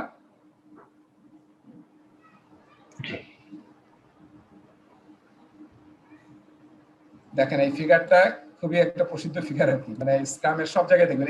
এই চিহ্নটা মনে হয় অনেকেই দেখছেন ইন্টারনেটে, এই ছবিটা। এই যে একটু স্পেন বা স্ক্রাম যাই লেখেন না কেন, যদি ইমেজ দিয়ে সার্চ দেন এই ছবিটা অলওয়েজ পাবেন। এই যে অন্তত একটু ছবি, সবাই আছি আমরা এই স্ক্রিনে আছি সবাই, না? হ্যাঁ, আচ্ছা এই ছবিটা নেওয়া হয়েছে এখান থেকে স্ক্রাম আইএনসি, scrum.com অথবা ওয়ার্জি হবে, যেটা আসলে জেফ সাদারল্যান্ডের কোম্পানি। জেফ সাদারল্যান্ড মনে আছে, 14 জনের একজন স্ক্রাম তৈরি করছে, সেই দুজনের মধ্যে একজন, তার কোম্পানি এটা স্ক্রাম আইএনসি, ঠিক আছে। আচ্ছা দেখেন এখানে ওই যে আমরা আলোচনা করছি, কিন্তু এটা আমি এখন এটার সাথে একটু বুঝাই দিচ্ছি, তাহলে কি দেখে দেখেন। এই যে কয়টা রোল, প্রোডাক্ট ওনার, স্ক্রাম মাস্টার, টিম, এটা হচ্ছে কোর টিম, আর কাস্টমার, ঠিক আছে। এখন দেখেন কাস্টমারের কাছ থেকে কি করবে, প্রোডাক্ট ওনার সমস্ত রিকোয়ারমেন্ট নিয়ে আসবে, তাই না? এখানে রিকোয়ারমেন্টের দায়িত্ব, প্রোডাক্ট ব্যাকলগের দায়িত্ব। প্রোডাক্ট ব্যাকলগটার ওনার কে? এই যে প্রোডাক্ট ব্যাকলগ আমরা লিখতেছি যে এই 100 ফিচার দিতে হবে, এটা ওনার কে? প্রোডাক্ট ওনার। প্রোডাক্ট ওনার, ঠিক আছে। প্রোডাক্ট ব্যাকলগের ওনার কিন্তু প্রোডাক্ট ওনার, ঠিক আছে। আচ্ছা তাহলে প্রোডাক্ট ওনার কি করলো, দেখেন এই যে প্রোডাক্ট ব্যাকলগ, তার দায়িত্ব সে প্রোডাক্ট লাইন যে স্টেপগুলো দেখেন 1 থেকে শুরু হয়েছে আর কি। এই যে 1 স্টেপে সমস্ত রিকোয়ারমেন্ট স্টেকহোল্ডার কাছ থেকে নিয়ে এসে প্রায়োরিটাইজ করে ফিচারগুলোকে প্রোডাক্ট ব্যাকলগে রাখার দায়িত্ব হচ্ছে প্রোডাক্ট ওনার। তারপর আমরা কি করব, সেখান থেকে স্প্রিন্টের শুরুতে স্প্রিন্ট ব্যাকলগ বা ইটারেশন ব্যাকলগে নিয়ে আসবো, যে কয়টা আইটেম আমার টিম ক্যাপেবল ডেলিভারি দেওয়ার জন্য এই ইটারেশনে 1 থেকে 4 উইক, ঠিক আছে। এবং স্প্রিন্ট প্ল্যানিং এ কি করতেছে দেখেন, এই যে পুরো টিম বসে স্প্রিন্ট প্ল্যানিং করতেছে, যে ফিচারগুলো আমরা সবাই বুঝতে পারছি কিনা, কোনো কোশ্চেন আছে কিনা, কোনো কনফিউশন আছে কিনা, এটার অ্যান্সার দেওয়ার দায়িত্ব কার? যদি টিম বুঝতে না পারে প্রোডাক্ট ওনার যেহেতু জানে, বিজনেস বোঝে, গত ক্লাসে বলছিলাম যিনি বিজনেস বোঝেন তাকে আসলে প্রোডাক্ট ওনার হতে হবে। এবং প্রোডাক্ট ওনার যদি ওই সময় উত্তর না দিতে পারে, সেটা লিখে নিবে, পরে কাস্টমারের সাথে কথা বলে সেটা বুঝিয়ে নিয়ে আসবে, বা কাস্টমার কেউ নিয়ে আসতে পারে নেক্সট মিটিং এ। ঠিক আছে? সো দেখেন এটা হওয়ার পরে কি হয়ে গেল, তাহলে আমাদের প্ল্যানিং শেষ। প্ল্যানিং সহ মাত্রই উই উইল স্টার্ট ওয়ার্কিং। ঠিক আছে? এবং আমি বলছিলাম যে প্রতিদিন কি করবো আমরা, 24 ঘন্টা পর পর ডেইলি স্টার্ট আপ মিটিং হবে। দেখছেন, মেইনলি স্ক্রাম মাস্টার এবং টিম, প্রোডাক্ট ওনার থাকতে পারে, নাও থাকতে পারে, ভিন্ন মতো আছে, স্কুল অফ থট ডিফারেন্ট আছে যে প্রোডাক্ট ওনারও থাকতে হবে, বা এখানে কিন্তু অনেক স্টেক হোল্ডারও আসতে পারে যদি কোনো দরকার হয়, কাস্টমার আসতে পারে, কিন্তু মেইনলি কে, টিম এবং স্ক্রাম মাস্টার। এবং এই মিটিংটা কোথায় হবে বুঝছি? একই জায়গায়, তাই না? একই জায়গায় একই সময়ে, বিভিন্ন সময় না। যদি সকাল 9টায় হয়, প্রতিদিন সকাল 9টায় হবে, একদিন 9টায়, একদিন 10টায়, একদিন 11টায়। নো, এই যে 24 আওয়ার্স, বুঝতে পারছি, 24 ঘন্টা পর পর, তার মানে 9টা হলে নেক্সট 9টায় হবে। হ্যাঁ, এবং একই জায়গায়, এবং কি দাঁড়ায় না বসে, stand up meeting, very important. হ্যাঁ, দাঁড়ায় থাকলে আসলে আপনি 15 মিনিটে মিটিং শেষ করতে পারবেন, আর বসলেই আপনার চা খাইতে ইচ্ছে করবে, একটু গল্প করতে ইচ্ছে করবে, একটু হেলান দিবেন। হ্যাঁ, so daily stand up meeting. Even যারা যে কোভিড এর সময়ে ঘরে বসে কাজ করছে, ডেইলি স্ট্যান্ড আপে অনেক সময় দাঁড়ায় মিটিং করে। ঠিক আছে, ভার্চুয়ালি সবাই দাঁড়ায় মিটিং করে। ওকে, তারপরে দেখেন কি করছি আমরা, মাঝখানে কি হবে, ওই যে গ্রুমিংটা আমি বাদ দিয়ে দিচ্ছিলাম, গ্রুমিং করা, প্রোডাক্ট ব্যাকলগ গ্রুমিং। গ্রুমিং মানে কি, রিফাইন করা। যে গ্রুমিং বা রিফাইনমেন্ট শব্দটা একই, মানে আমরা এটা আসলে রিফাইন করে, কিন্তু এই ইটারেশন ব্যাকলগ না, রিফাইন করা হচ্ছে প্রোডাক্ট ব্যাকলগ নেক্সট ইটারেশনের জন্য, যাতে কাজটা আগে রাখে ওরা, যাতে নেক্সট ইটারেশনে আমরা, আপনি একটু খেয়াল করেন যে একটা স্প্রিন্ট প্ল্যানিং এ কিন্তু অনেক সময় ফুল প্ল্যানিং করা সম্ভব না, বুঝতে পারছেন? তার মানে ধরেন আপনি 3টা ফিচার নিয়েছেন, এই প্ল্যানিং কিন্তু অনেক কাজ। 1 নম্বর কাজ হচ্ছে গোল সেট করা, 2 নম্বর কাজ হচ্ছে ওই ফিচারগুলোকে ব্রেকডাউন করে স্টোরি তৈরি করা, এবং প্রতিটা স্টোরি অ্যাকসেপ্টেন্স ক্রাইটেরিয়া তৈরি করা, এবং ডেফিনেশন অফ ডান তৈরি করা, এবং প্রতিটা স্টোরিকে ভেঙে টাস্ক তৈরি করা, যেখানে কোডিং করতে লাগবে, ডেভেলপমেন্ট করতে লাগবে, ডাটাবেস অ্যাডমিনিস্ট্রেটর কাজ করতে আছে, তারপরে গ্রাফিক্স এর কাজ করতে আছে, টেস্টিং এর কাজ করতে আছে, এই কাজগুলোকে আইডেন্টিফাই করা। ঠিক আছে? তো এটা কিন্তু হোল লট অফ ওয়ার্ক। অনেক সময় আপনি যদি বেশি ফিচার নেন, তাহলে এটা কিন্তু এখানে শেষ হবে না। সেই জন্য বলা হয়েছে আমরা ওই ফিচারগুলো নেব যেটা এই 8 ঘন্টার মধ্যে প্ল্যানিং করা শেষ করতে পারবো। এর চেয়ে বেশি ফিচার নিলে there is no time for planning. বুঝতে পারছেন? অ্যাজাইল কিন্তু ডিফারেন্ট, মানে speed, we need speed to create value. So এমন কাজ দেবো না যেটা প্ল্যানিং করতে 8 ঘন্টার মধ্যে we cannot do the planning, তাহলে কিন্তু হবে না। আমি নেব ওই পরিমাণ কাজ যেটা I can complete with this time slot. Time box is very important. স্ক্রামের মেইন বৈশিষ্ট্য কি জানেন? খেয়াল করছেন সবাই? Time box, every event has a time limit, তাই না? কয়টা ইভেন্ট? এই যে ইটারেশন একটা ইভেন্ট, যেটাকে আমরা বলছিলাম কন্টেইনার, তার ভিতরে থাকে ইটারেশন প্ল্যানিং বা স্প্রিন্ট প্ল্যানিং, সেটা বলা আছে যে 3 থেকে 8 ঘন্টা, আপনার এটার উপর ডিপেন্ড করবে। যদি 4 উইকস হয় তাহলে 8 ঘন্টা, হ্যাঁ, বা 4 ঘন্টা এরকম। আর এটা দেখেন 15 মিনিট, সব কিন্তু টাইম বাউন্ড। আচ্ছা, তাহলে প্রোডাক্ট ব্যাকলগ গ্রুমিং করবো আমরা মাঝে মাঝে, কেন? যাতে আমরা ফিউচার ইটারেশনটা দ্রুত করতে পারি। তারপর যখন শেষ হয়ে যাবে তখন কি করবো আমরা? এই প্রোডাক্ট গ্রুমের এখানে একটা কোয়েরি আছে। একদম 1 নম্বর স্টেজে যখন আমরা প্রোডাক্ট ব্যাকলগ অনেকগুলো ফিচারকে আমি লিস্টেড করলাম, এবং সেখান থেকে সর্ট আউট করে আমার স্প্রিন্ট ব্যাকলগ তৈরি করলাম। স্প্রিন্ট ব্যাকলগে অবশ্যই অনেক কম ফিচার, হয়তো 1টা বা 2টা ফিচার, বাট আদার ফিচার গুলা কি স্প্রিন্ট প্ল্যানিং এ টিম মেম্বারদের সবার সাথে কি শেয়ার করা হচ্ছে কিনা, নাকি শুধু ওই 2টা নিয়েই স্প্রিন্ট প্ল্যানিং হচ্ছে? স্প্রিন্ট প্ল্যানিং এর শুরুতে প্রোডাক্ট ব্যাকলগ নিয়ে কথা বলা হবে, হ্যাঁ, শুরুতে। আচ্ছা, যখন আপনি তারপরে আসলে ভ্যালুর উপর ডিপেন্ড করে, প্রায়োরিটির উপর ডিপেন্ড করে, এবং কিছু কিছু কাজ আছে না করলে আপনি শুরু করতে পারবেন না কাজ, সেগুলোকে আইডেন্টিফাই করার জন্য প্রোডাক্ট ব্যাকলগ নিয়ে আলোচনা হবে। আচ্ছা, তার মানে স্প্রিন্ট প্ল্যানিং এ প্রোডাক্ট ব্যাকলগের সমস্ত ফিচার নিয়ে আলাপ হবে। হ্যাঁ, প্রোডাক্ট ওনার বলবে, হ্যাঁ, ওখান থেকে তারপর আমরা নেব। যখন এটা নেওয়া হয়ে যাবে তারপরে আসলে আমার মেইন স্প্রিন্ট প্ল্যানিং, মানে এখন আমি শুধু স্প্রিন্ট নিয়ে কনসেন্ট্রেট করবো, আর প্রোডাক্ট নিয়ে কনসেন্ট্রেট করবো, যেহেতু এখন ডিসাইডেড যে আমরা এখন এই 3-4টা ফিচার নিয়ে কাজ করবো। আচ্ছা, অলরাইট। সো দেখেন 5 নম্বরে আছি আমরা। 6 নম্বর কি, যখন আমাদের এটা শেষ হয়ে যাচ্ছে তখন কি হবে? Sprint review. এই যে এখন দেখেন, খেয়াল করছেন, এখানে একটু খেয়াল করবেন সবাই, এই স্লাইডটা কিন্তু সবাইকে দিয়ে দিয়েছি, সবাই পাইছেন তো না? জি হ্যাঁ, কাইন্ডলি একটু দেখে নেবেন, এই ফিগারটা বুঝতে পারলে আপনার মানে অনেক কনসেপ্ট সহজ হয়ে যাবে। সেখানে দেখেন কাস্টমার, প্রোডাক্ট ওনার, স্ক্রাম মাস্টার, টিম সবাই এখানে আসছে। এবং দেখেন এটা কি, ওই যে আমি যে ইনক্রিমেন্ট বানাই ফেলছি, সেটা আমি নিয়ে কাস্টমারকে দেখাচ্ছি। তারপরে কি স্প্রিন্ট রেট্রোস্পেক্টিভ, এখানে কাস্টমার আছে না। It is a team work, টিমকে প্রোডাক্টিভিটি বাড়াবো আমি, ঠিক আছে? সো এখানে আর কাস্টমার কেনা, তাই তো আসলে অনেক কিছু বের হবে না কাস্টমার যদি আপনি রাখেন ওখানে। কিন্তু অনেক সময় আপনি যে আপনি কোনো অন্য একটা প্রজেক্টের এক্সপিরিয়েন্স কাউকে নিয়ে আসলেন বা কোনো কোচকে নিয়ে আসলেন যিনি হয়তো নলেজ শেয়ার করলো, দ্যাট ক্যান হ্যাপেন। কিন্তু কাস্টমার এখানে কাজ শেষ, কাস্টমার শেষ দেখে ফেললো, চলে গেল ফিডব্যাক দিয়ে। এরপরে আমরা বসে কি করলাম? ইমপ্রুভমেন্ট বের করলাম। হ্যাঁ, প্রসেস এফিসিয়েন্সি, প্রোডাক্টিভিটি ইমপ্রুভমেন্টস এবং কাইজেন, ঠিক আছে? যে স্মল ইমপ্রুভমেন্ট, সব আইটেম না, প্রায়োরিটাইজ করে কিছু আইটেম আমরা নেব। হয়ে গেল, দেখছেন? 7 নম্বর। 8 নম্বর কি, যে পটেনশিয়ালি শিপেবল প্রোডাক্ট ইনক্রিমেন্ট। তার মানে আমরা এই যে 4 উইকে যে ইনক্রিমেন্ট তৈরি করলাম সেটা এখন কি করব? Incremental delivery or release. হ্যাঁ, আমাদের মেইন যে প্রোডাক্ট রিলিজ হচ্ছে সেখানে গিয়ে এটা অ্যাড হয়ে গেল এই ইনক্রিমেন্ট। বুঝতে পারছি? এই হচ্ছে 9 নম্বর। এই হচ্ছে আমাদের, দেখেন আমি এটা একটা হোয়াইট বোর্ডে বসলাম, এখন দেখেন এই ফিগারটাতে আমরা নিশ্চয়ই সব রিলেট করতে পারছি।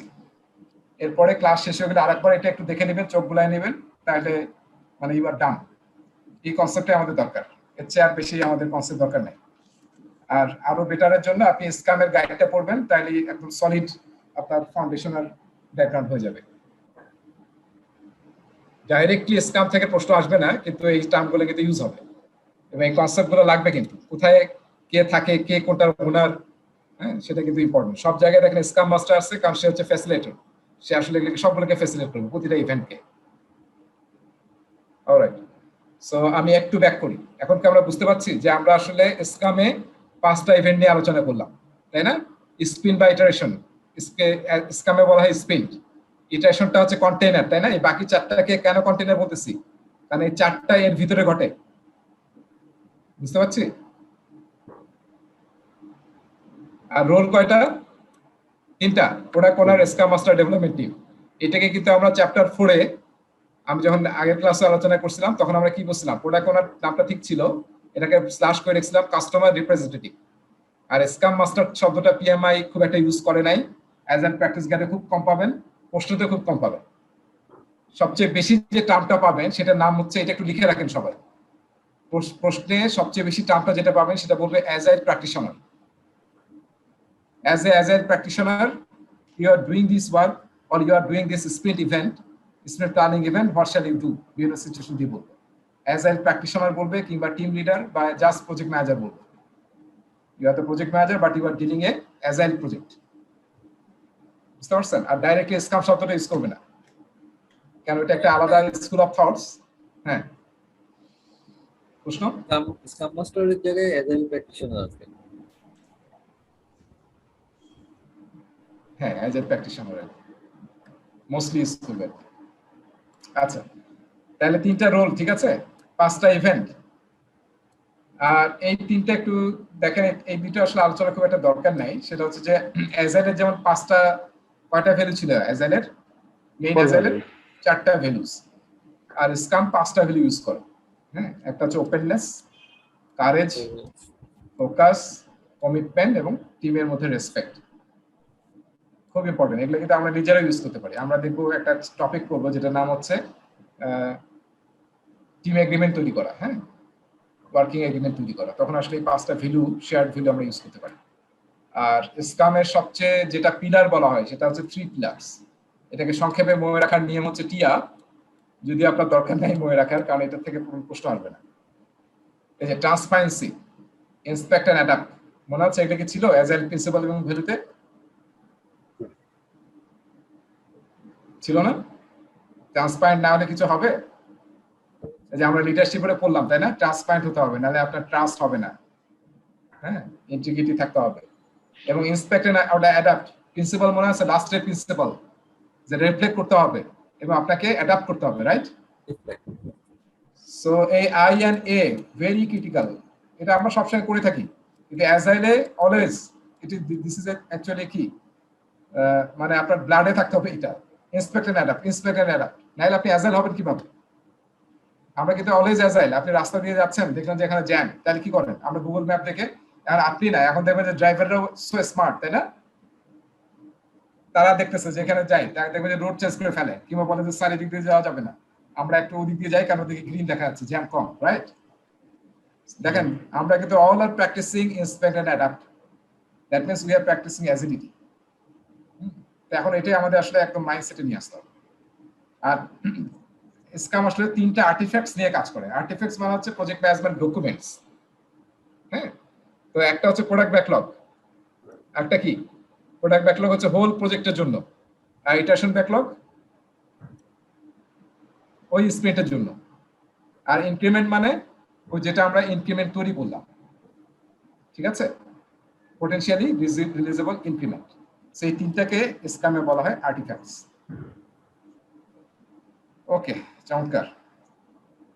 So we are done. Any question so far? আমি এখানে অনেক কথা বলে ফেললাম না? কথা বলতে খিদে লেগে গেল দেখতেছি।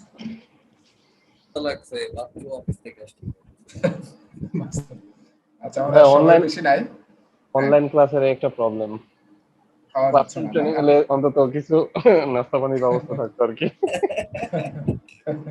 হ্যাঁ, খাওয়াটা খুব ইম্পর্টেন্ট আসলে। হ্যাঁ, আশেপাশে চকলেট বা কিছু রাখা দরকার, খাওয়া দরকার সমাজ কিনা, পানি খাওয়ানোর সময় পাওয়া যাচ্ছে না, তাই না? এখন দেখেন এটা একটা এক্সারসাইজ করে, আজকে মনে হয় অলরেডি, হ্যাঁ, আর বোধহয় 1-2টা স্লাইড থাকতে পারে। দেখেন এই এক্সারসাইজটা আমরা একটু করি। আচ্ছা, সবাই কি অ্যানোনেট করতে পারেন? এই যে সবার উপরে দেখেন, আপনার স্ক্রিনে যদি যান, আমার নামটা দেখা যাচ্ছে না, শহীদ রেজাস স্ক্রিন শেয়ারিং, ওইখানে একটু দেখেন, ক্লিক করেন, অপশন আছে, অ্যানোনেট করার অপশন আছে। এই যে আমি যেমন অ্যানোনেট করতে পারি, আপনি এখানে অ্যানোনেট করতে পারেন। সবাই পাইছেন? অ্যানোনেটে ক্লিক করেন তাহলে। হ্যাঁ হ্যাঁ, পেয়েছি। ওকে, ফাইন। সবাই কি আছেন? সবাই শুনতেছেন? আমি সবাইকে দেখতেছি না আজকে। হ্যাঁ, কে কে জয়েন করছেন? সামিরা জয়েন করছেন তো, না? 2টা ক্লাস মিস ছিল। আছেন? জি ভাইয়া, হ্যাঁ হ্যাঁ আছে। আচ্ছা, ওকে, ফাইন। আজকে কি জন্মদিন ছিল নাকি? ভাইয়া আগে ছিল, আজকেও পর্যন্ত মানুষ আছে আমার বাসায়, সবাই দেখা করতে আসে মাঝে মাঝে। আচ্ছা আচ্ছা, জি ওকে, ঠিক আছে, গুড। So happy birthday. আচ্ছা আচ্ছা, এরপরে থ্যাংক ইউ সো মাচ ভাইয়া, বুড়া হয়ে গেছি। না, আমার কেক নেই, তারপরেও একটা ধরেন কেক নিয়ে আসলে আমার মেয়ে এসে বলবে যে মা আমার তো বার্থডে, কেকটা কাটি।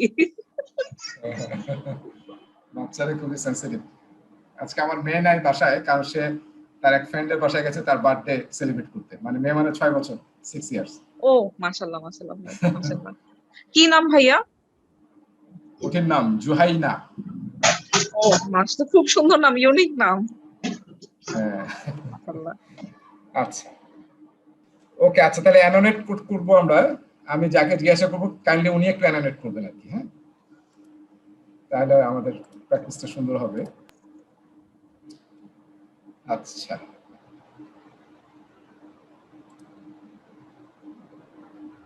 ইয়া কি চল, আচ্ছা এখানে ঠিক আছে। তাহলে দেখেন তো, যে এখানে কয়েকটা কাজ দেওয়া আছে, একটু পড়ে ফেলছি আমরা। কি বলছে এখানে? In the following table place a check mark in the appropriate column for the development team, product owner or scrum master to indicate who owns or is responsible for each item. Already আমরা অনেকবার আলোচনা করছি, ownership কার। আচ্ছা, এখন বলেন estimate কে করবে? এটা দায়িত্ব মেইনলি কার? এস্টিমেট মানে কাজটা করতে কত সময় লাগবে, বায়ার এস্টিমেটে ডেলিভারি দিতে কত? হ্যাঁ, প্রোডাক্ট ওনার। আর কি আছে? স্ক্রাম মাস্টার আমরা কি বলতেছি দেখেন, এই যে কনসেপ্ট দেখেন, self organizing, self management, cross functional team, কাজের ওয়ার্কের রেসপন্সিবল কে? Development team.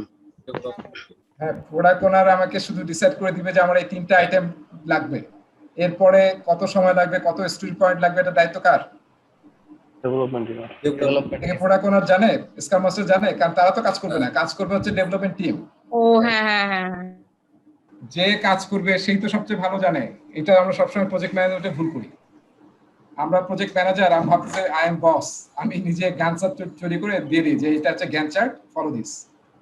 অ্যাজাইলে মনে রাখতে হবে, ট্রেডিশনাল প্রজেক্টে আমাদেরকে এই মাইন্ডসেট থেকে বের হয়ে আসতে হবে, যারা কাজ করবে তাদেরকে ইনভলভ করতে হবে। না ভাইয়া ঠিক আছে, কারণ আমাদের হচ্ছে প্রোডাক্ট ওনার যে সে হচ্ছে ডেভেলপমেন্ট টিমের অংশ,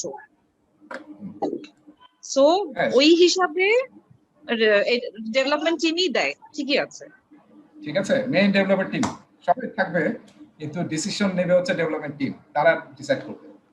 আচ্ছা, এবার আসেন ব্যাকলগ প্রায়োরিটিস। এবার দেখেন না, ওসমান দাগ দিতে পারবো না, কোনটা হবে? Backlog priorities, scrum master. Backlog কার? ব্যাকলগ ওনার কে? বিজনেস ভ্যালু কে বোঝে? প্রোডাক্ট ওনার। প্রোডাক্ট ওনার হবে এটা। ওসমান ঠিক আছে? আচ্ছা ঠিক আছে ভাই। হ্যাঁ, খুবই এই কনসেপ্টগুলো খুব ক্লিয়ার লাগবে আমার, নাহলে কিন্তু আমরা স্ট্রাগল করবো অ্যাজ এ অ্যান্সার দিতে। ব্যাকলগ প্রায়োরিটাইজ করার দায়িত্ব হচ্ছে প্রোডাক্ট ওনারের। ব্যাকলগের ওনার সে, বিজনেস ভ্যালুর ওনার সে, রিকোয়ারমেন্টের ওনার সে, স্কোপের ওনার সে। ঠিক আছে? আচ্ছা, এরপরে আসেন অ্যাজাইল কোচিং, এটা কার দায়িত্ব?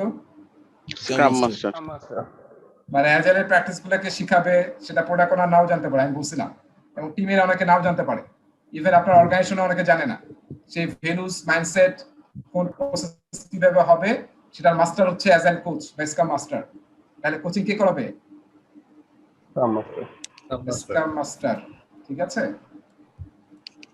খুবই ইম্পর্টেন্ট। আমরা কিন্তু দেখেন, আমি এখানে কিন্তু স্লাইড আছে পিছনের দিকে, সার্ভেন্ট লিডার প্র্যাকটিস করবে কে? অ্যাজাইল কোচ, এবং তার অনেকগুলো কাজ আছে, তার মধ্যে 4-5টা কাজ খুব ইম্পর্টেন্ট। তার মধ্যে একটা কাজ আছে কোচিং করানো, ট্রেনিং করানো, মেন্টরিং করানো। ট্রেনিং, মেন্টরিং, কোচিং কার দায়িত্ব? স্ক্রাম মাস্টারের। হ্যাঁ, অ্যাজাইল কোচের, টিম লিড কিংবা traditional project manager.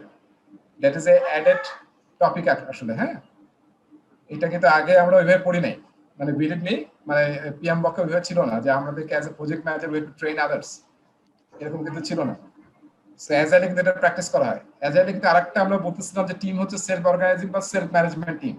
Self organizing টিমের আমরা একটু লাস্টের দিকে পড়বো স্টুডেন্ট ম্যানুয়ালে।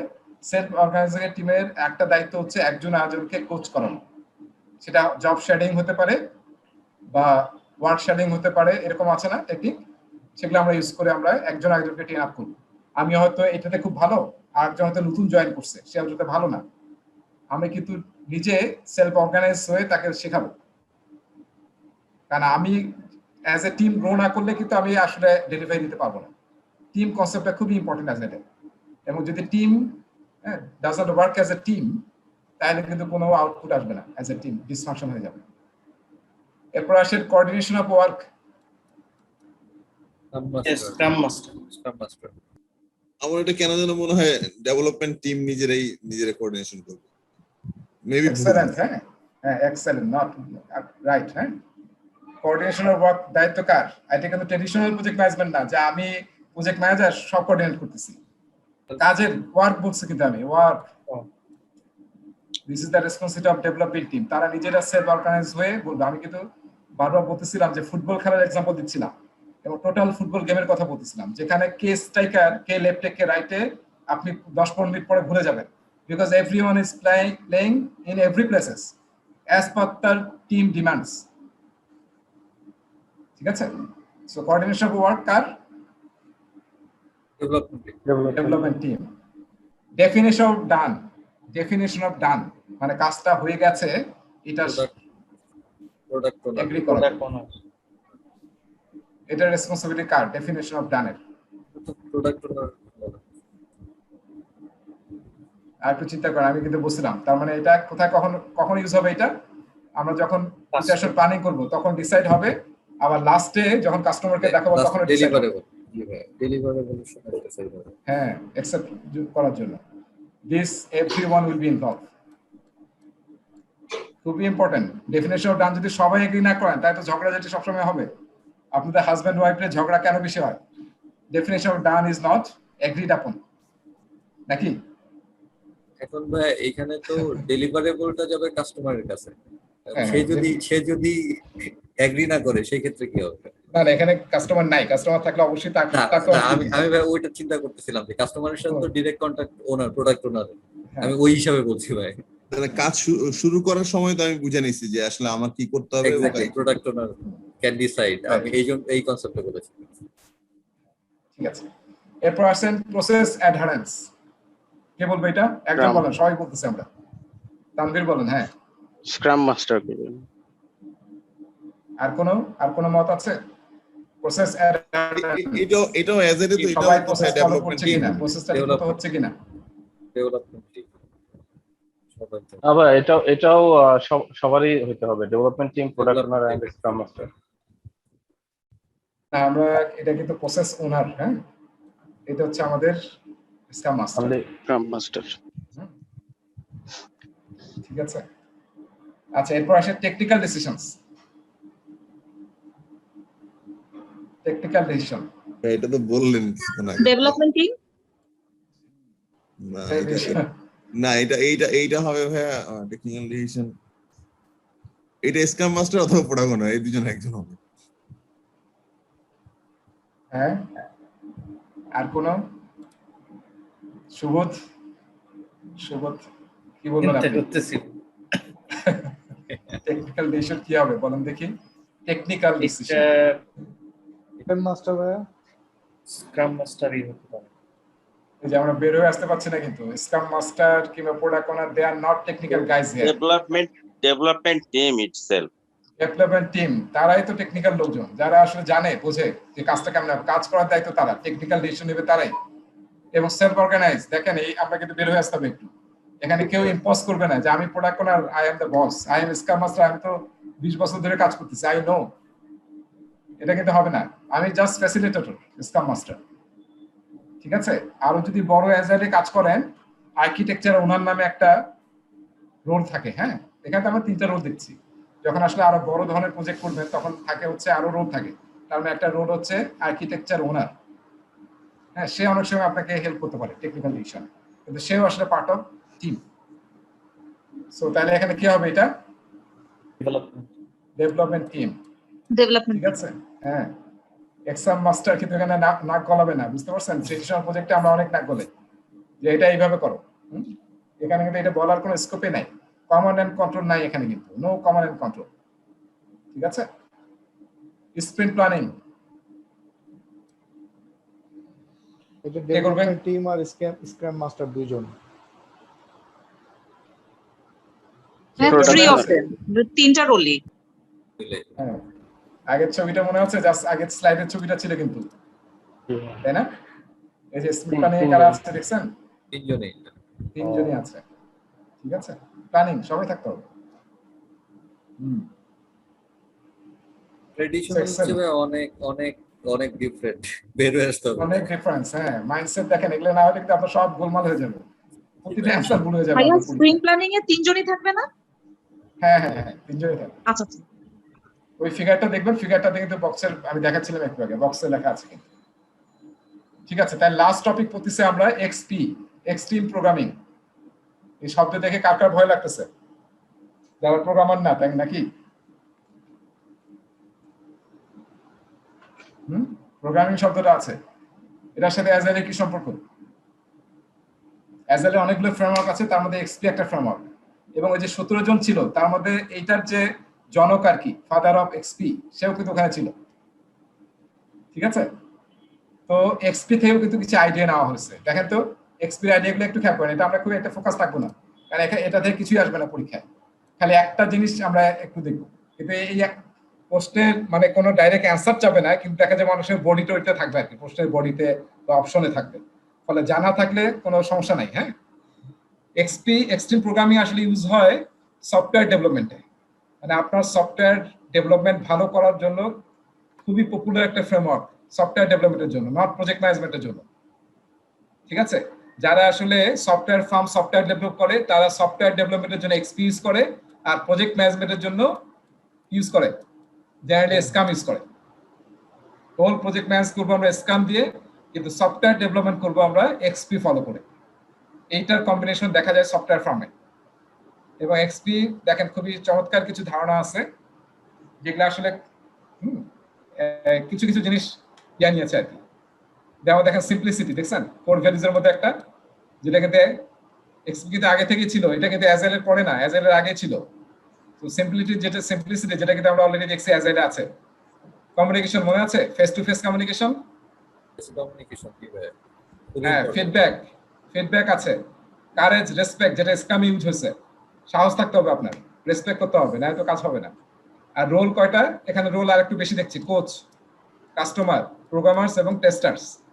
দরকার নেই, এটা জানার দরকার নেই, জাস্ট একটু দেখে নিলেন। এই যে এক্সপি 13টা কোর প্রিন্সিপাল আছে, কোর প্র্যাকটিস আছে, বা কোর 13টা প্রিন্সিপাল আছে। এটা দেখেন হোল টিম আমরা একটু আগে দেখেছিলাম, মনে আছে লিনে হোল টিম এরকম একটা ছিল। কিন্তু প্ল্যানিং গেমস, ওই যে একটু আগে আমরা বললাম প্ল্যানিং পোকার গেম বা মডিফাইড ফিবোনাচি সিকোয়েন্স, এইটা কিন্তু আসছে এক্সপি থেকে। এটা নিয়ে আমরা পরে আলোচনা করবো যে কিভাবে প্ল্যানিং পোকার করে আমরা স্টোরি পয়েন্ট বের করি। স্মল রিলিজ, যে মনে আছে increment, small release, MVP. So it is actually another concept from XP. Customer test, এটা দরকার নেই আমার।